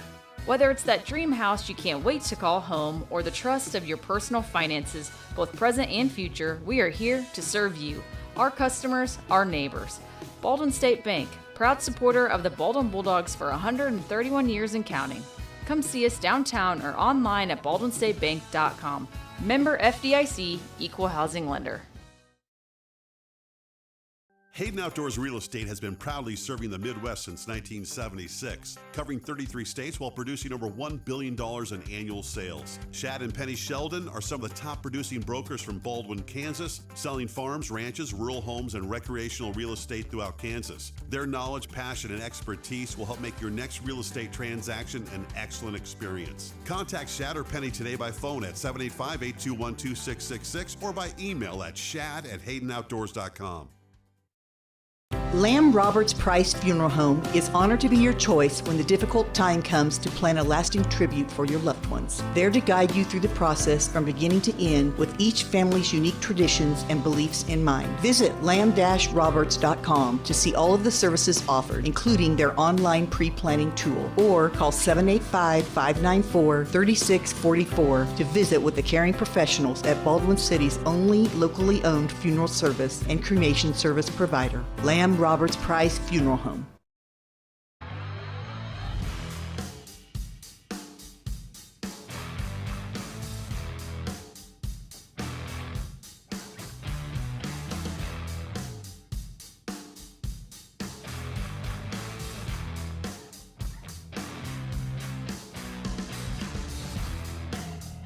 See the full lineup at hersinc.net. Call 913-247-3530 or just stop on by.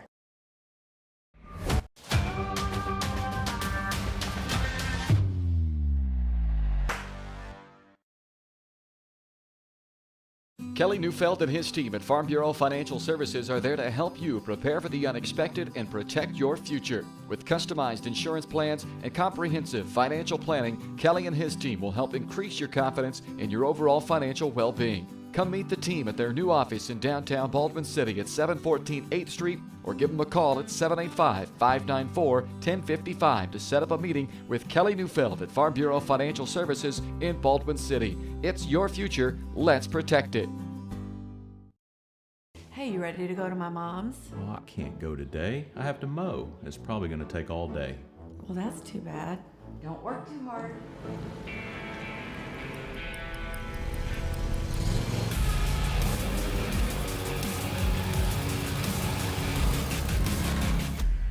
Dixie Chopper. Speed when you need it.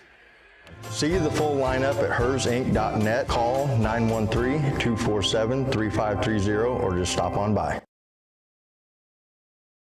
Hayden Outdoors Real Estate has been proudly serving the Midwest since 1976, covering 33 states while producing over $1 billion in annual sales. Shad and Penny Sheldon are some of the top producing brokers from Baldwin, Kansas, selling farms, ranches, rural homes, and recreational real estate throughout Kansas. Their knowledge, passion, and expertise will help make your next real estate transaction an excellent experience. Contact Shad or Penny today by phone at 785-821-2666 or by email at shad@haydenoutdoors.com. For unbeatable service from a company you can trust, there's only one choice. Clint Davis and the One Choice Heating and Air Conditioning team have the expertise you need when it comes to the comfort of your family. Not only will they get the job done right, but they'll explain the preventative maintenance needed to avoid those costly emergency repairs. To schedule a free quote, call 785-393-9329 and join the Preferred Maintenance Club for special discounts. One Choice Heating and Air Conditioning, the one and only choice for the comfort of your family.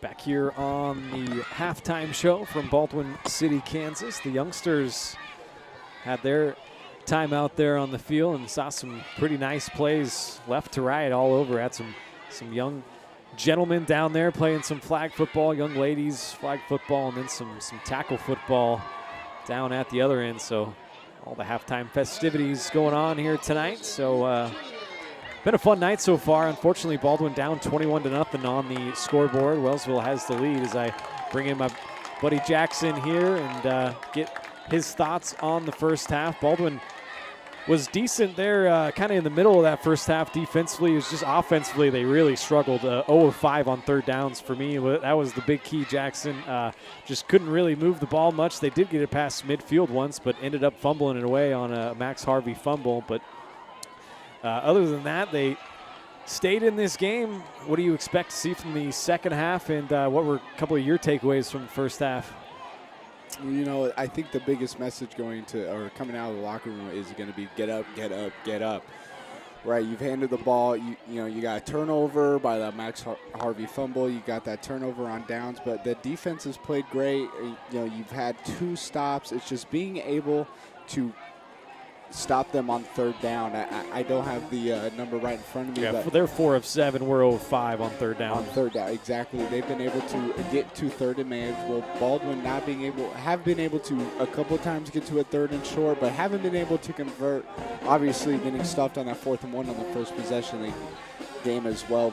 They've showed that they can almost get there, just haven't been able to break through a wall. And they're really going to have to start off with a boom coming out at halftime.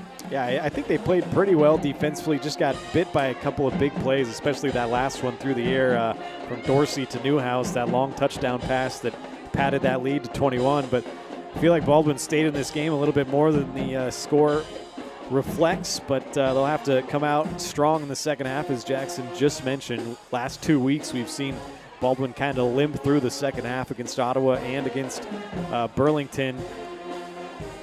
So we'll see what happens in the second half. The halftime show has been brought to you by Kelly Neufeld down at Farm Bureau Financial Services in Baldwin City. If you're looking for personal service from a local agent, then Kelly Neufeld is your guy. Give him a call at 785-594-1055. Kelly and his team are proud supporters of the Baldwin Bulldogs, and they would love to support you in your financial future as well. Farm Bureau Financial Services, it's your future. Let's protect it.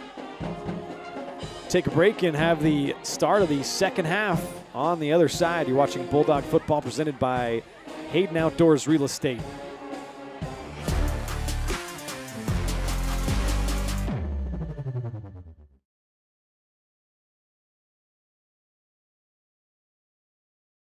Kelly Neufeld and his team at Farm Bureau Financial Services are there to help you prepare for the unexpected and protect your future. With customized insurance plans and comprehensive financial planning, Kelly and his team will help increase your confidence in your overall financial well-being. Come meet the team at their new office in downtown Baldwin City at 714 8th Street, or give them a call at 785-594-1055 to set up a meeting with Kelly Neufeld at Farm Bureau Financial Services in Baldwin City. It's your future. Let's protect it.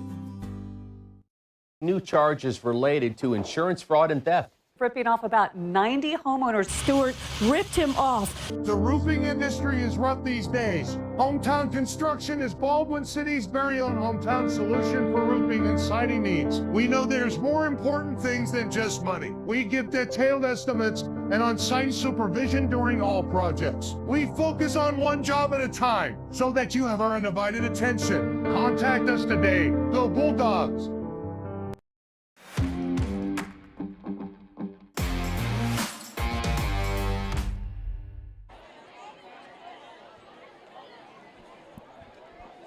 All right, about ready to start the second half of football here from Liston Stadium, Baldwin City, Kansas. Another beautiful night weather-wise for some high school football. We've been pretty lucky so far.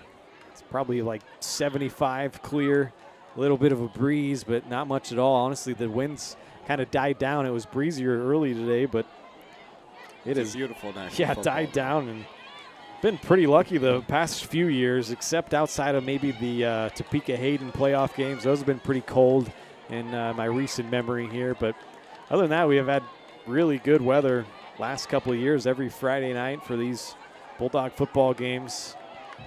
It's getting glad to be bringing it to you. Ryan Hilmer alongside Jackson Blakely. Second half just about to get started. Wellsville won the toss but deferred, so they will receive the second half kickoff. Brendan O'Connor being able to show his boot now. Yep. Max Harvey and Matt Newhouse doing it so far. Yeah, that is a booming kick as well. Pretty good kick, and they will do a reverse and hands it off to Graves. He's coming down the left sideline, and that fooled the Baldwin special teams. Armin Graves, a foot race at the 10-5, and he is going to get in for a Wellsville touchdown. Check the field for flags. There are none. And a opening second half kickoff return for a touchdown. We saw that against Ottawa as well down in Ottawa as Nate Sims took the opening second half kickoff back. And here Armin Graves does it by way of Kenyon Gillens, who handed it off on a little reverse to him. What a statement by Mike Burke coming out of halftime. You pretty much saying you had a couple of good defensive possessions. You might have thought you had us a couple times, but I got some more tricks on my sleeve, that being one of them. And Armand Graves, being in, the trust you have in your players shows in plays like that. And Armand Graves being able to take that one to the house about 90 yards or so off the handoff and making a 28-0 game for the Eagles, giving the ball back to Tucker Flory and the Bulldogs. So the extra point up and good from Newhouse. 28-0, Wellsville leads it. You're watching Bulldog football on Baldwin Sports Live. For unbeatable service from a company you can trust, there's only one choice. Clint Davis and the One Choice Heating and Air Conditioning team have the expertise you need when it comes to the comfort of your family. Not only will they get the job done right, but they'll explain the preventative maintenance needed to avoid those costly emergency repairs. To schedule a free quote, call 785-393-9329 and join the Preferred Maintenance Club for special discounts. One Choice Heating and Air Conditioning, the one and only choice for the comfort of your family. Lamb Roberts Price Funeral Home is honored to be your choice when the difficult time comes to plan a lasting tribute for your loved ones. There to guide you through the process from beginning to end with each family's unique traditions and beliefs in mind. Visit lamb-roberts.com to see all of the services offered, including their online pre-planning tool, or call 785-594-3644 to visit with the caring professionals at Baldwin City's only locally owned funeral service and cremation service provider, Lamb Roberts Price Funeral Home. Back here on the ensuing kickoff, Baldwin takes it. That is, I think, Jackson Rude. Yeah, Rude gets out past the 25 to the 26-yard line, and that is where the opening possession of the second half will start for Baldwin. They're giving up that opening kickoff return for a touchdown, made it 28-0. Tucker Flory leads the offense back out. So how do you respond if you're the offense? You're starting a lot earlier than you thought. You think if Wellsville's going to get a full possession, and here you are now, shot up front row. Ethan Williams coming in motion. He'll go back where he came from, and the snap ended up hitting him. And Tucker Flory's going to pay the price as he gets pummeled into the turf, both by Triggs and Wilmarth. That play was kind of broken from the start. Yeah, go ahead. Yeah, it's something new, a lot of pre-snap motion, new look. I like the idea, just got to get the execution down, the timing a little bit better. But I like the look, maybe trying to read what Wellsville's trying to do on defense, sending your guy in motion like that. Set up same formation. Frost to the right of Flory, Harvey behind him. Harvey takes the handoff, comes right side, cuts it back. Then gets stood up and dropped, maybe a gain of 1 on the play. That time Peyton Otwell in on stop.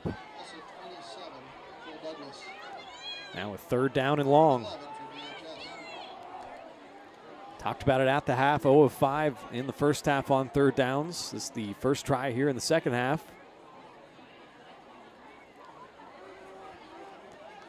See what Coach Lisher has in the bag of tricks here. See if they go to the air. They haven't gone to the air much at all here tonight, but a 3rd and 11 might warrant that. Flag comes flying in. I think somebody moved early.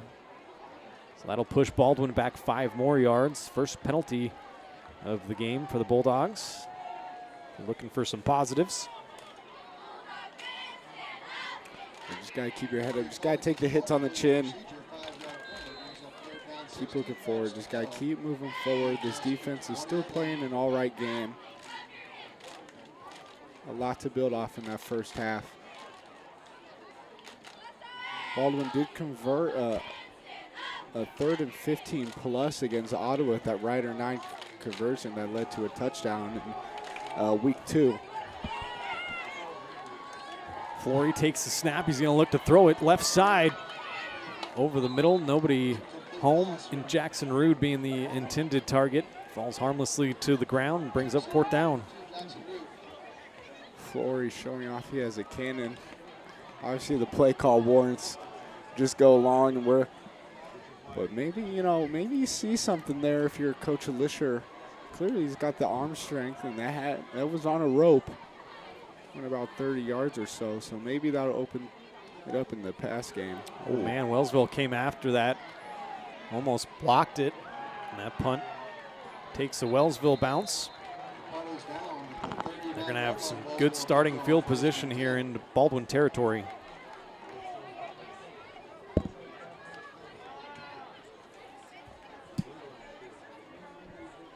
They're going to start at the Baldwin 39-yard line.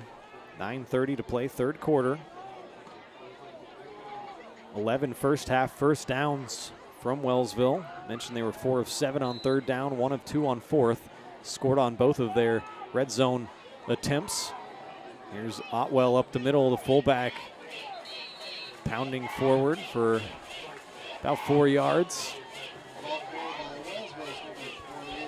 Wellsville using this 2-headed monster they have in the backfield. Ortwell, more of a in between the tackles runner. He was the lead returning rusher coming back this year, and the transfer from Mill Valley, Armand Graves, a good outside the tackles, get outside and use your speed type of runner. Showcased his speed on that kickoff return, didn't he, down the sideline.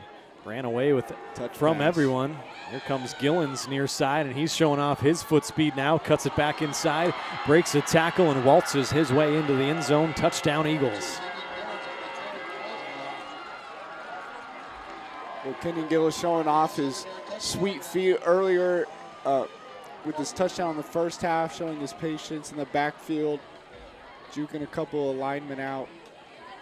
Again, showing off his feet, keeping balance, staying in bounds, and cutting inside. Ended up scoring for the Eagles. Just a 2-play, 39-yard touchdown drive, a 39-yard run. And right back out there. Well, I guess that is Gillis. probably call that a pass, a touch pass, I guess. But it's going to go as a touchdown pass for Dorsey. Probably the easiest of his career. Is the extra point once again. When Up and good. In Kansas City, that's what Patrick Mahomes, they made a living in the first couple of years that he was there. So 35-0 Wellsville leads. We'll be back with more Bulldog football after this. Hayden Outdoors Real Estate has been proudly serving the Midwest since 1976, covering 33 states while producing over $1 billion in annual sales. Shad and Penny Sheldon are some of the top producing brokers from Baldwin, Kansas, selling farms, ranches, rural homes, and recreational real estate throughout Kansas. Their knowledge, passion, and expertise will help make your next real estate transaction an excellent experience. Contact Shad or Penny today by phone at 785-821-2666 or by email at shad@haydenoutdoors.com. At Baldwin State Bank, we love being a part of the community in which we serve. Our roots run deep within Baldwin City, and our commitment is deeper. Whether it's that dream house you can't wait to call home or the trust of your personal finances, both present and future, we are here to serve you, our customers, our neighbors. Baldwin State Bank, proud supporter of the Baldwin Bulldogs for 131 years and counting. Come see us downtown or online at baldwinstatebank.com. Member FDIC, Equal Housing Lender.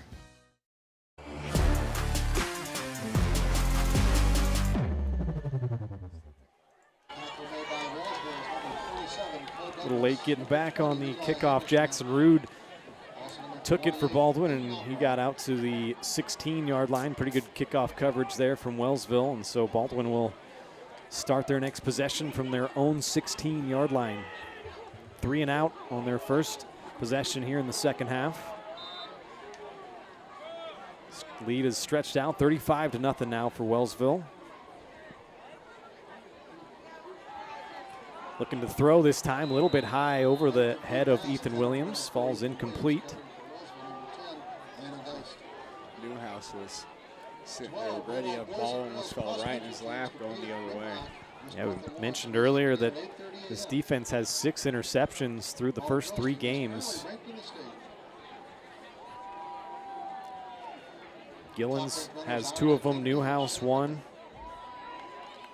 Otwell has 1. this Wellsville defense has really shown their dominance, and it's part of the reason why they were able to make a little run in the state playoffs last year.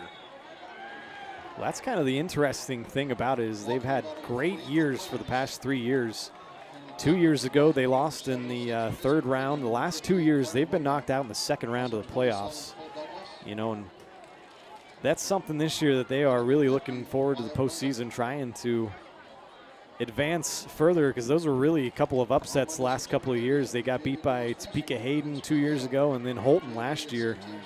A lot of unknowns. You graduate arguably two of the best players that you've seen at Wellsville. And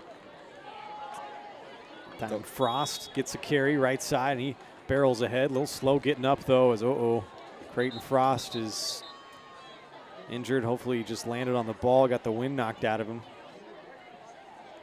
Kind of grabbed at his chest there. Yeah, I saw that. And looks to be getting up on his own strength. But to continue what I was saying for Wellsville, you know, you're losing, you know, the older Dorsey, you're losing Desmond Winter, you're losing Colby Lee, and, you know, to come out and show how good you still are in the first 3 weeks, 3-0 start, and we're on their way to a 4-0 start. Nice round of applause as Creighton Frost able to jog his way off. Did bring up a 4th down and 5. Punt unit back out for the Bulldogs. Max Harvey. Gillens back to receive for Wellsville. This will be punt number 5 and another good one. It'll bounce down, take a nice Baldwin roll inside the 30. Tucker Flory was down there, and that's what I pointed out.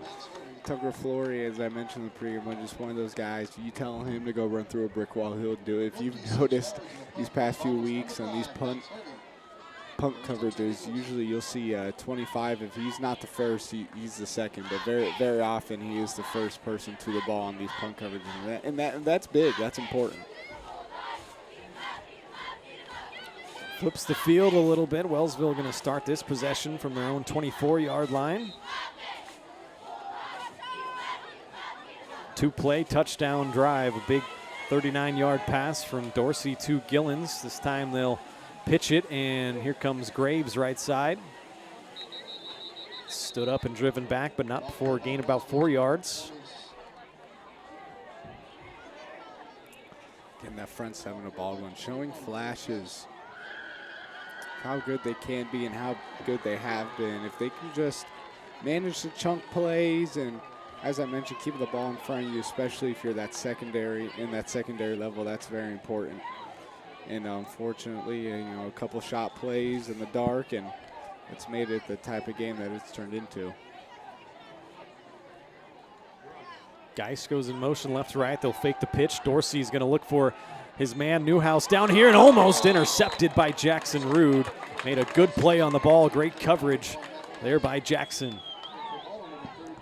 Baldwin forcing a third down, and you know, this is probably one of the longest third downs that Wellsville has had on the night, 3rd and 5. So, you know, you talk about seizing opportunities. This is one of them.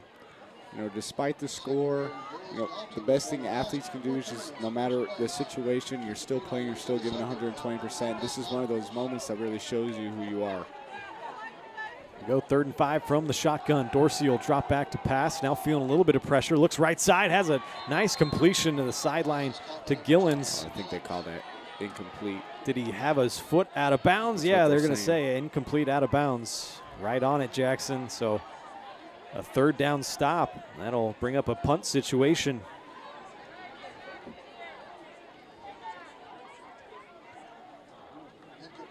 Good coverage out there. It looked like Gillens just slipped past the defender. I think it was Johnny O out on coverage.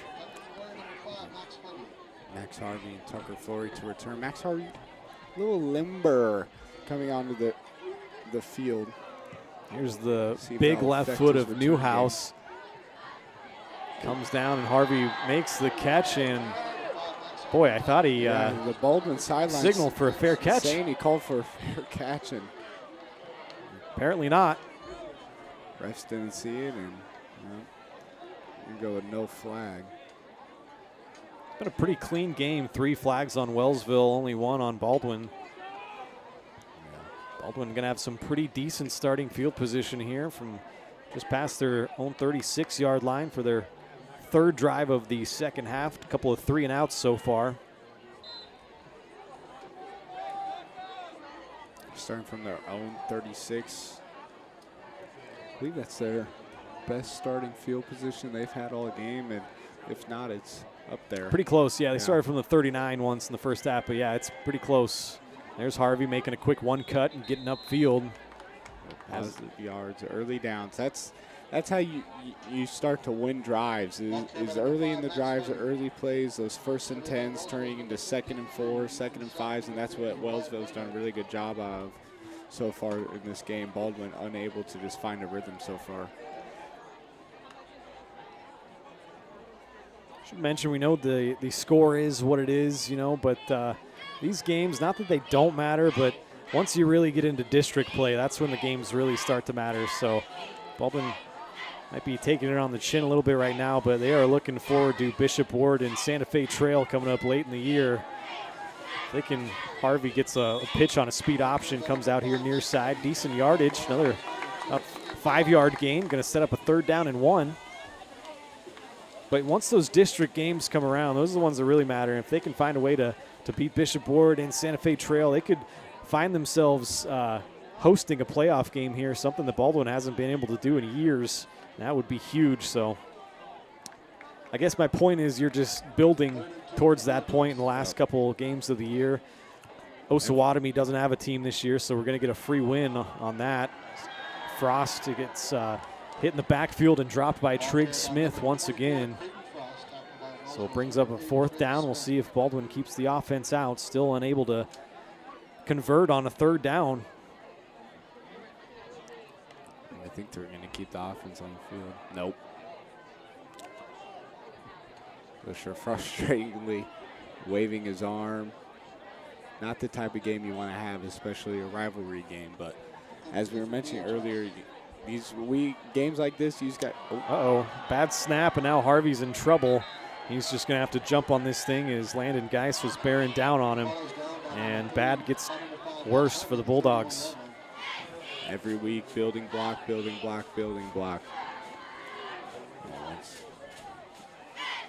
Buy in, buy in, buy in. All right, for a goal, and if that goal is to host a playoff game here, I think 100% November, it is. Yeah. Then you got to take it on the chin. You know, it's not that you don't want to not think about a game like this, but you definitely want to make trouble with the snap. Yeah, boy, now Dorsey's in trouble. He's running for his life. He's broke a couple of tackles. O'Connor couldn't get him down. Finally, Van Horn able to wrangle him. Got some positive yardage there. Looked like he was going to get dropped for a loss. It's a good play by Dorsey. Yeah. Dogs had him about 6 or 7 yards behind the line of scrimmage, and he made a heck of an effort just to get back to the line of scrimmage, let alone gain 2 yards out of that. Force a 2nd and 8 for Wellsville. Baldwin forced a 3 and out the last Wellsville possession. Dorsey looking left side through the air, trying to find his man Newhouse, but some more glued on coverage by Jackson Rude. A lot of contact, I will say. We didn't mention it's been a clean game, but the refs have been pretty consistent, letting them play, letting them get handsy. I like it. Yeah, Jackson Rude didn't really make a play on the ball, but they let him get away with it. And, you know, at the end of the day, it's going to go down as a forced incompletion in a 3rd and 8. So if you're unaware that Osawatomie doesn't have a team, it looks like Baldwin's going to be open in that last week of the regular season. We'll see what happens as Gillens takes it right side on a 3rd down. He's not going to have the yardage, so now a 4th down and about 2, maybe 3.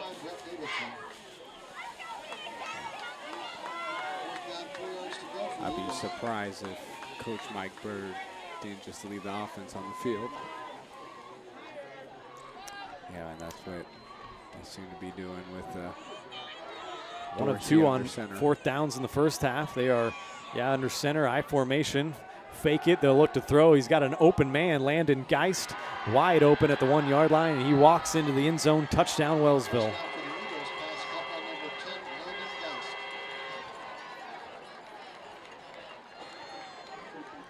Now 3 of 3 on all of their red zone possessions.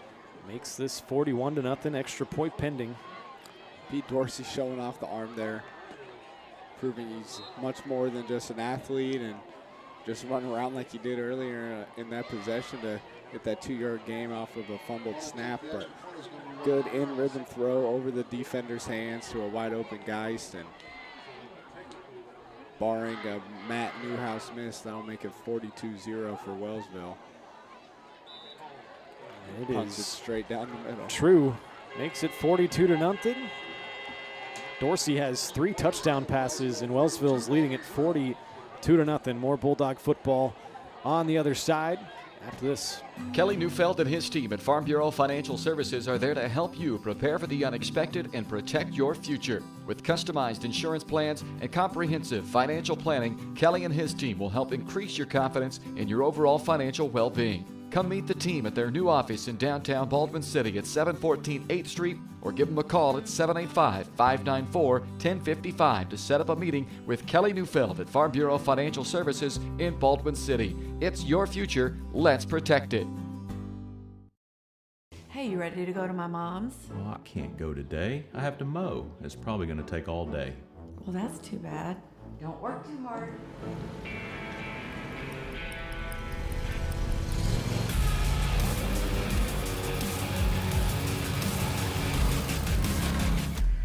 Dixie Chopper. Speed when you need it. See the full lineup at hersinc.net. Call 913-247-3530 or just stop on by. Back here ensuing kickoff, Jackson Rude takes it once again, looking for some running room out left side. Gets driven out of bounds around the 25-yard line. Some guys getting tangled up, look like Jace Hout. First and 10 for the Bulldogs. Column in the mess too.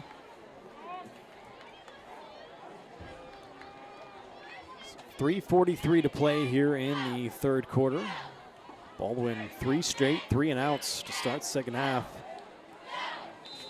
Trying to get their first down of the second half. They only had 2 of them in the first. Tucker Flory's still out there. We mentioned we might see freshman Alex Chambers back there. Time Johnny O getting the carry.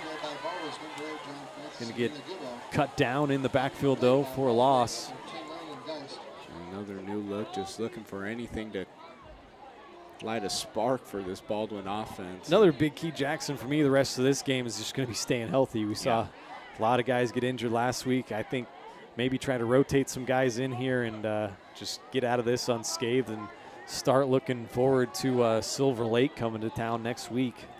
That'll be a tough game. Silver Lake, can't remember if they're 2A or 3A, but yeah, they're a 2A team, really good 2A team though. Yeah, in all sports. So that'll be a pitch it to Johnny O, and he is going to get swung down again. Just can't find that corner as Wellsville.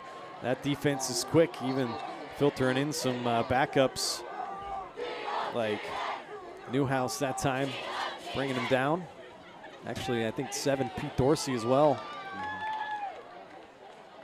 Lining up, coming down from that safety position. Looks like number 1 out there for Baldwin, Miles Massey, the 5'7" sophomore.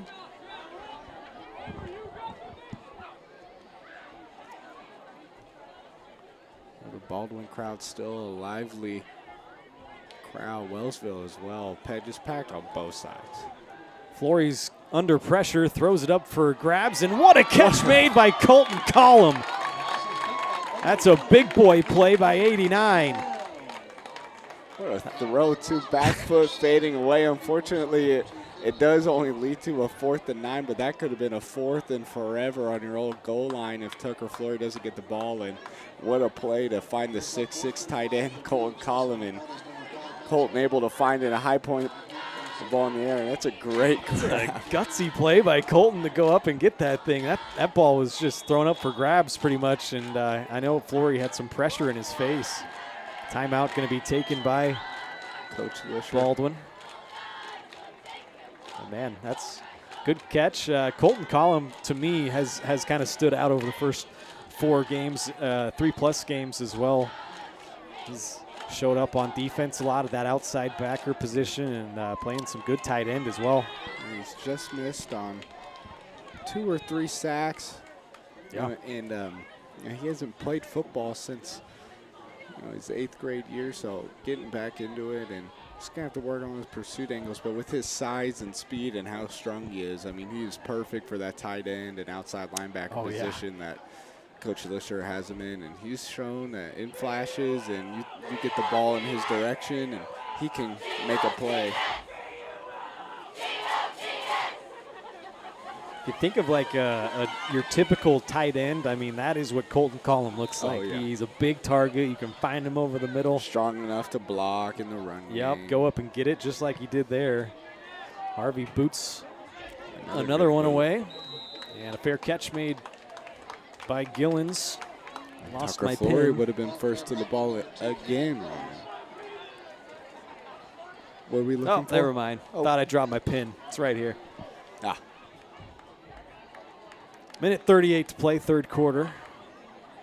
Probably going to have a running clock here in the 4th quarter.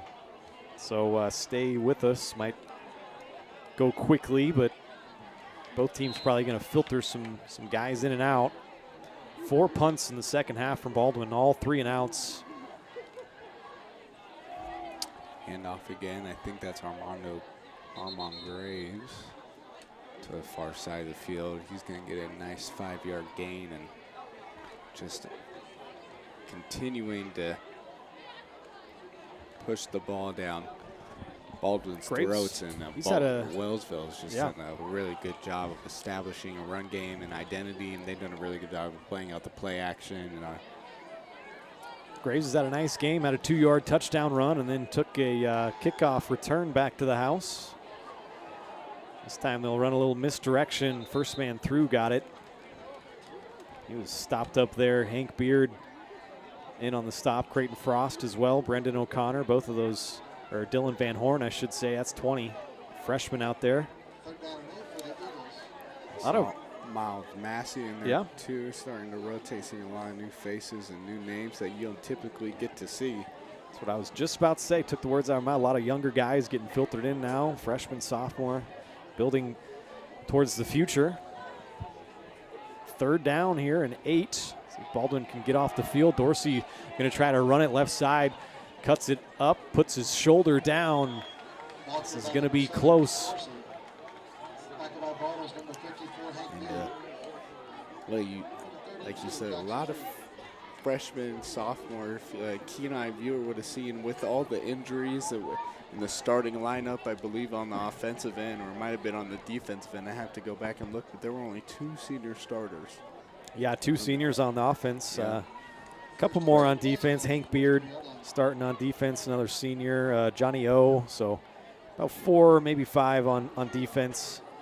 Yeah, so this Baldwin team, it's a young team though. Young team, and the next, had one of the largest freshman classes that they've had in the history of the school, and the next year's class is looking pretty similar size. So, the Baldwin area is growing, and hopefully the athletes along there with that are growing. And we're seeing, of course, in the basketball program, we are definitely reaping the benefits of that, of just how tight-knit this community is and how good of athletes that we're able to produce. End of the 3rd. Got to take a break. More Bulldog football after this. Trindle Lumber Company is the go-to stop for every do-it-yourselfer and professional contractor. They carry a wide variety of plumbing, electrical, and hardware products, along with a vast selection of windows, doors, and paint. Their full-service drive-through lumber yard has what you need for every project and offers free estimates and professional delivery. At Trindle Lumber Company, you get the right products with the best service. Stop by at 1516 South Main in Ottawa or call 785-242-8144.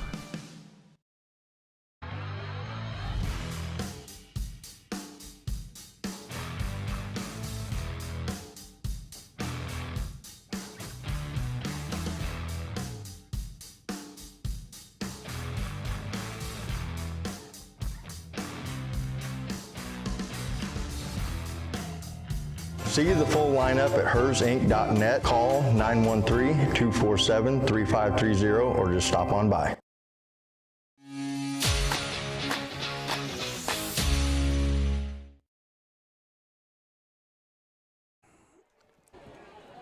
Back here in Baldwin City, start of quarter number 4.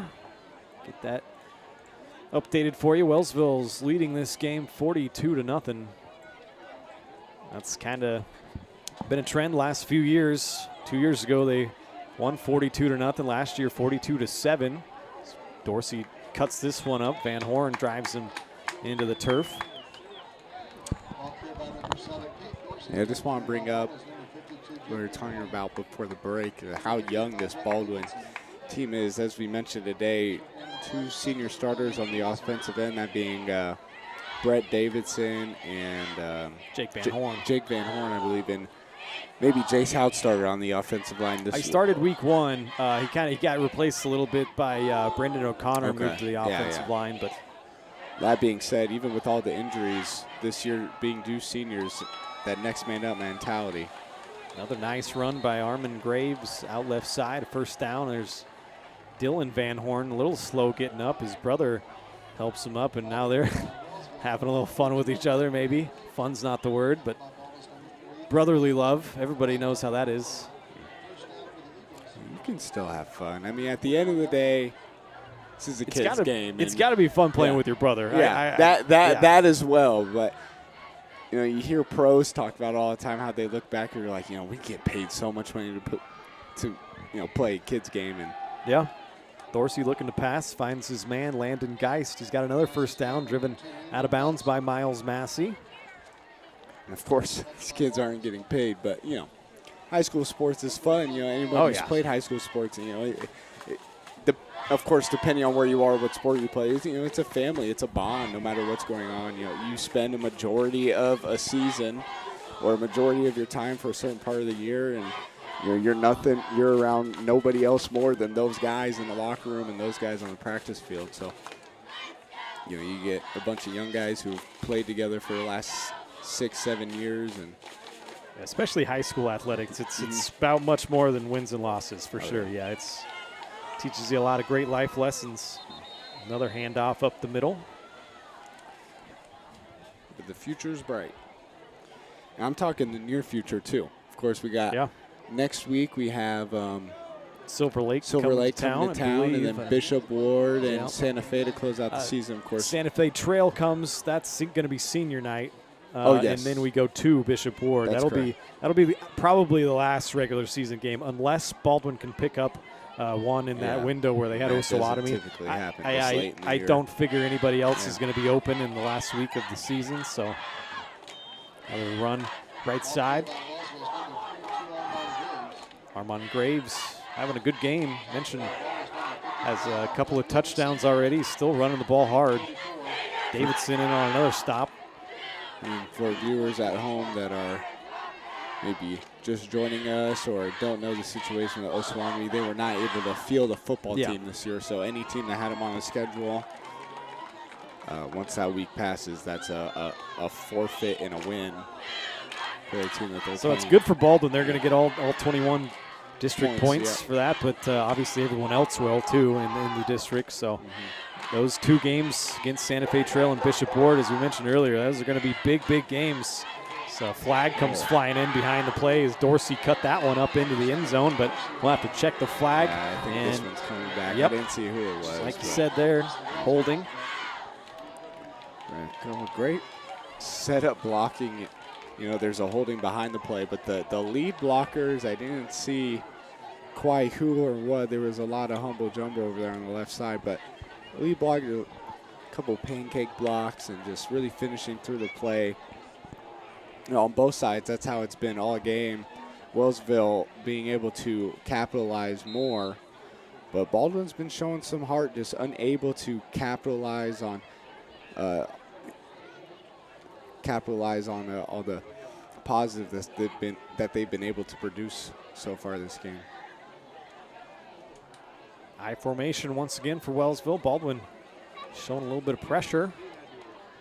Fake a toss. Now Dorsey will keep it. Quarterback keep Breaks a tackle from Johnny O, looking to cut it back now. Johnny's got another shot at him, and this time he whirls him down. That's a great play by Johnny O. He came from like 20 yards downfield, make the play, miss. He's down on all fours, gets up and jumps right back on the back of Pete Dorsey to finish off the play. You'd like to see that out of a senior leader. Absolutely great effort. Forcing a 4th down, and they're staying out. Yeah, Coach Berg's leaving this offense out there. And 2 of 3 on 4th down conversions so far. This is a 4th down and 11. The best shot Baldwin has had to get him off the field on 4th down. Sent Gillens in motion, another touch pass to him. Looking for the corner left side. Can he get there? He does. Cuts it back in. Spins. Now working his way and finally gets brought down. I think that's Johnny O again. Yeah. And he's a touchdown saving tackle. And he's kind of favoring his midsection. I think he's going to stay in the game. This has been, like I said earlier, a hard-fought game. Everyone's going as hard as they can at each other. This is a heated rivalry. No matter the history, and you come out to these basketball games in the fall and late fall and winter, and they're fun. They're fun to watch. They're fun to be a part of too. Being able to sit on the bench and being able to be in that atmosphere. Yeah, 100%. Those were a couple of my favorite games to call last year in the boys' side. And against Wellsville, had some nice matchups, and there's Dorsey finding his way into the end zone again for another touchdown. Dorsey has had himself a nice game, 3 touchdowns through the air, and now 1 on the ground. Extends that lead, 48-0 now.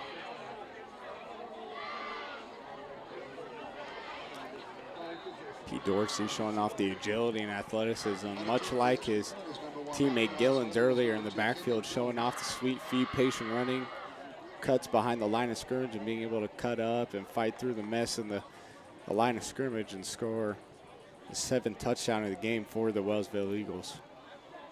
Extra point once again up and very good. 49-0. Wellsville leads it. Watching Bulldog football presented by Hayden Outdoors. New charges related to insurance fraud and theft. Ripping off about 90 homeowners. Stewart ripped him off. The roofing industry is rough these days. Hometown Construction is Baldwin City's very own hometown solution for roofing and siding needs. We know there's more important things than just money. We give detailed estimates and on-site supervision during all projects. We focus on one job at a time so that you have our undivided attention. Contact us today. Go Bulldogs! Dr. Philip Harvey at Oral Surgery Kansas is a proud supporter of the Baldwin Bulldogs. Dr. Harvey and his staff wish all of the Bulldogs the best of luck this year as you continue to make Baldwin City proud. Oral Surgery Kansas provides personalized, gentle, comprehensive patient care for a wide range of oral surgery procedures. To learn more, visit oralsurgerykansas.com or call 785-843-5490. Oral Surgery Kansas, cheering on the Baldwin Bulldogs.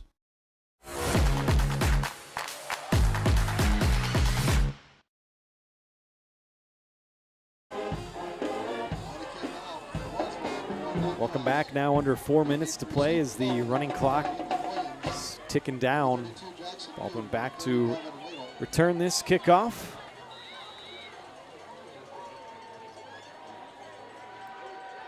Don't forget, we got a soccer game on Thursday this upcoming week, and then another football game on Friday. Jackson Rood going to get another chance at a return. Does a little bit of dancing, breaks one tackle. Now he might have a little bit of a hole. He breaks through the 30 up to the 31-yard line. That's where Baldwin will start this possession. Yeah, Rood, Harvey, and Flory have been able to, conjure up a couple of good returns. Not every return's been great, but definitely some of the best returns we've seen on the season so far have been in this game. Now, granted, have been given a lot of opportunities, but nonetheless, just want to take the good with the good, and that's something positive to look at, or how good those returns have been. 4 straight 3-and-outs here in the second half for Baldwin. See if they can get, their first down. There's an option. Johnny O takes that and will get dropped quickly. It's good pursuit that time. Peyton Otwell.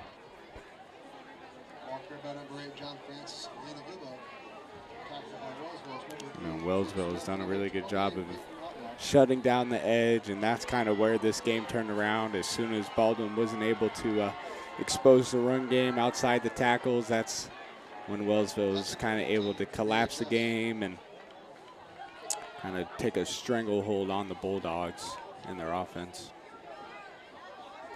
Ottawa up 17-14 against Eudora, end of the third quarter.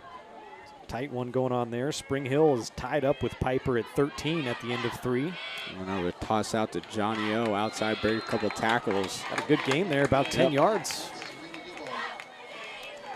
That's going to set up a 3rd and 4. The Bulldogs still looking for their first down of the second half. And this would be a good time to do it. I mentioned Silver Lake comes to town next Friday night. They are up on St. Mary's right now, 20-14, end of the third quarter. Sit to Johnny again. That's going to be a first down. Bust through now, a couple yards short. I was looking at the wrong. Brungart, Wilmert there to bring him down again. Had a great game on defense, both of those guys. I was looking at the wrong marker. You're fine. Yeah. Actually, that's my mistake. That's 52. Get that right for you. Trey Hunsaker, junior D lineman, in on the stop. Both teams filtering in a lot of new guys now as we are ticking under a minute to play. Devin Waddell, try bottom of your screen. Convert on a 4th down and 3. Get their first down of the second half. Johnny O has a lot of running room. And a flag comes in. This might come back, though, but he had a nice burst through the line of scrimmage that time. And the right side of that line, a couple seniors opened up a nice hole. Looks like it's coming back.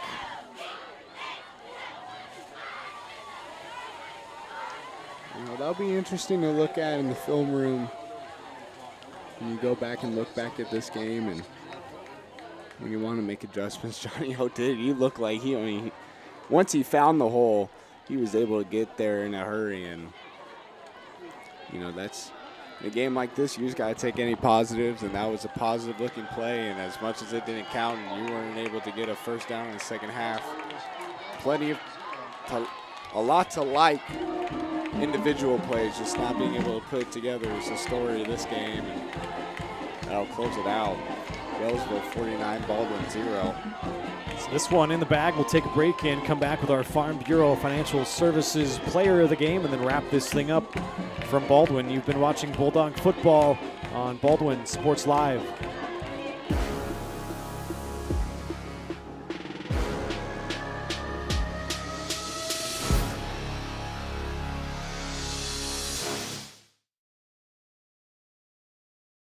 For unbeatable service from a company you can trust, there's only one choice. Clint Davis and the One Choice Heating and Air Conditioning team have the expertise you need when it comes to the comfort of your family. Not only will they get the job done right, but they'll explain the preventative maintenance needed to avoid those costly emergency repairs. To schedule a free quote, call 785-393-9329 and join the Preferred Maintenance Club for special discounts. One Choice Heating and Air Conditioning, the one and only choice for the comfort of your family. Trindle Lumber Company is the go-to stop for every do-it-yourselfer and professional contractor. They carry a wide variety of plumbing, electrical, and hardware products, along with a vast selection of windows, doors, and paint. Their full-service drive-through lumber yard has what you need for every project and offers free estimates and professional delivery. At Trindle Lumber Company, you get the right products with the best service. Stop by at 1516 South Main in Ottawa or call 785-242-8144.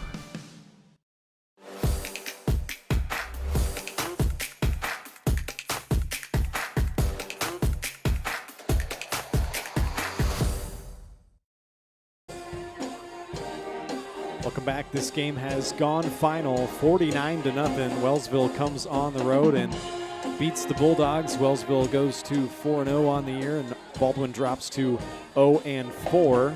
Time now for our player of the game. A lot of guys could have had it tonight, but we're going to hand it to Max Harvey, who really had kind of a breakout game. A lot of guys in the past few weeks have broke out. I think Max really did that tonight. He lined up in the backfield alongside Creighton Frost a lot of times tonight and showed some good burst and some good toughness on a lot of runs and also played pretty well defensively at his safety position. So a really nice all-around game for our guy, Max Harvey. He is our Farm Bureau Financial Services Player of the Game. Insurance and investments, wealth management, and financial planning. Farm Bureau Financial Services is there to help you prepare for the unexpected and protect your future. Call today and set up a meeting with your local Farm Bureau team at 785-594-1055. It's your future. Let's protect it. Take another quick break here, get some commercials in, and then we'll wrap this thing up from Baldwin. 49-0. Wellsville wins it. Be back with more on the other side.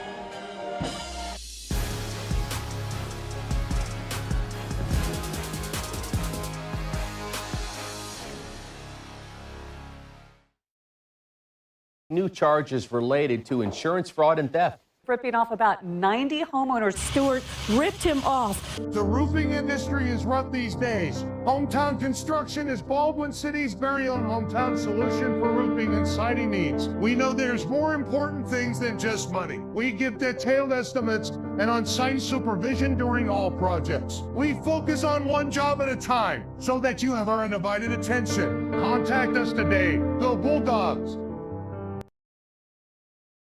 Hayden Outdoors Real Estate has been proudly serving the Midwest since 1976, covering 33 states while producing over $1 billion in annual sales. Shad and Penny Sheldon are some of the top producing brokers from Baldwin, Kansas, selling farms, ranches, rural homes, and recreational real estate throughout Kansas. Their knowledge, passion, and expertise will help make your next real estate transaction an excellent experience. Contact Shad or Penny today by phone at 785-821-2666 or by email at shad@haydenoutdoors.com.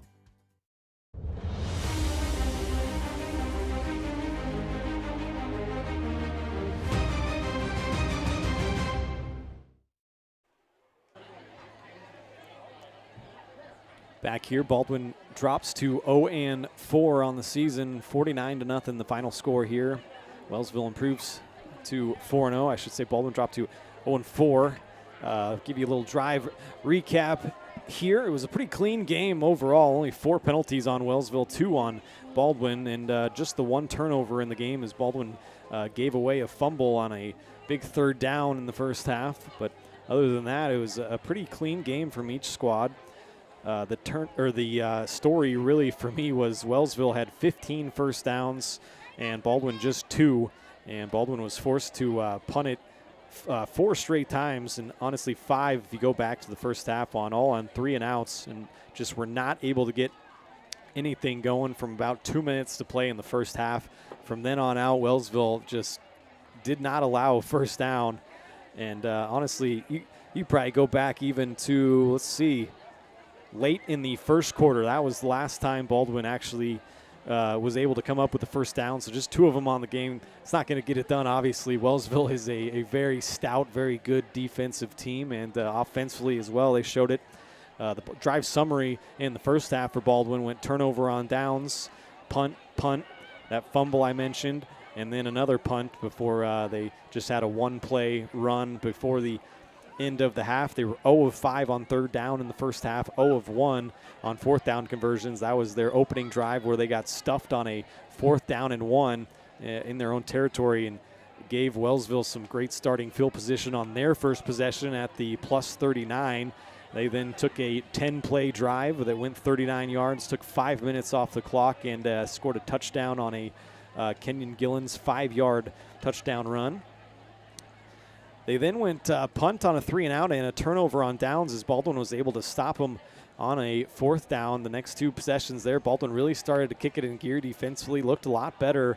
But right before the half, a couple of touchdown drives for Wellsville. They had a 10-play touchdown drive that was capped off by Armin Graves' 2-yard touchdown run. Took another 5 minutes off the clock there, and then a long touchdown pass from Dorsey to Newhouse made it 21-0.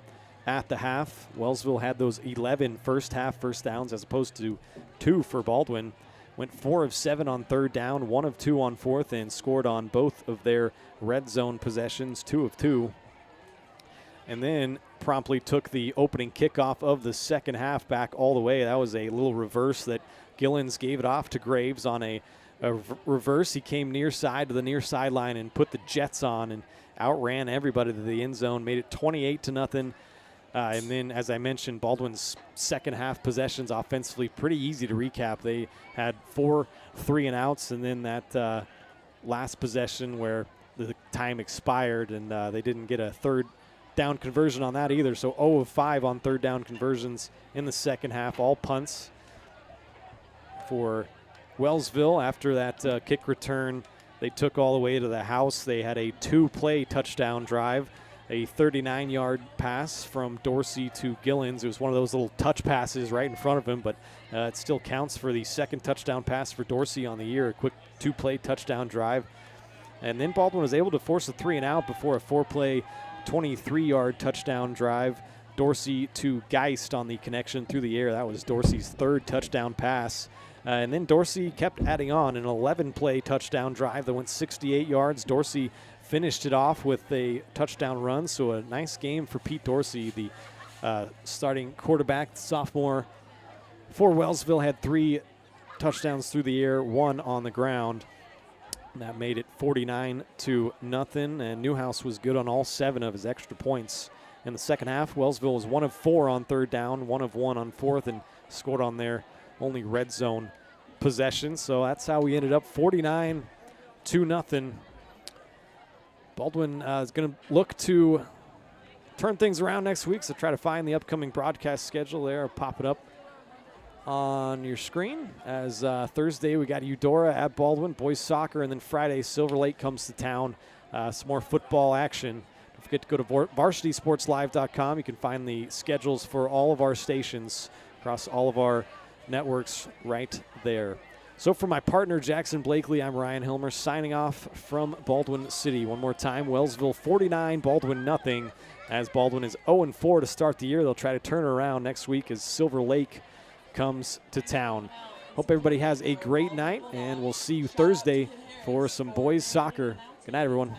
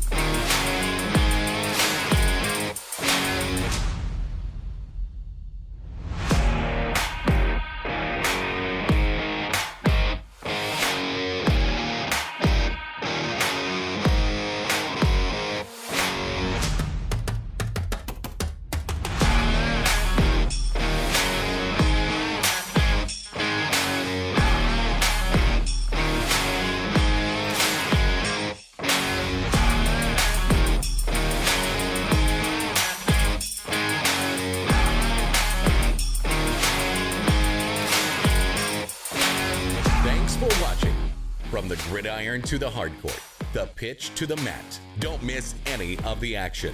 We're there with live, local sports coverage at varsitysportslive.com.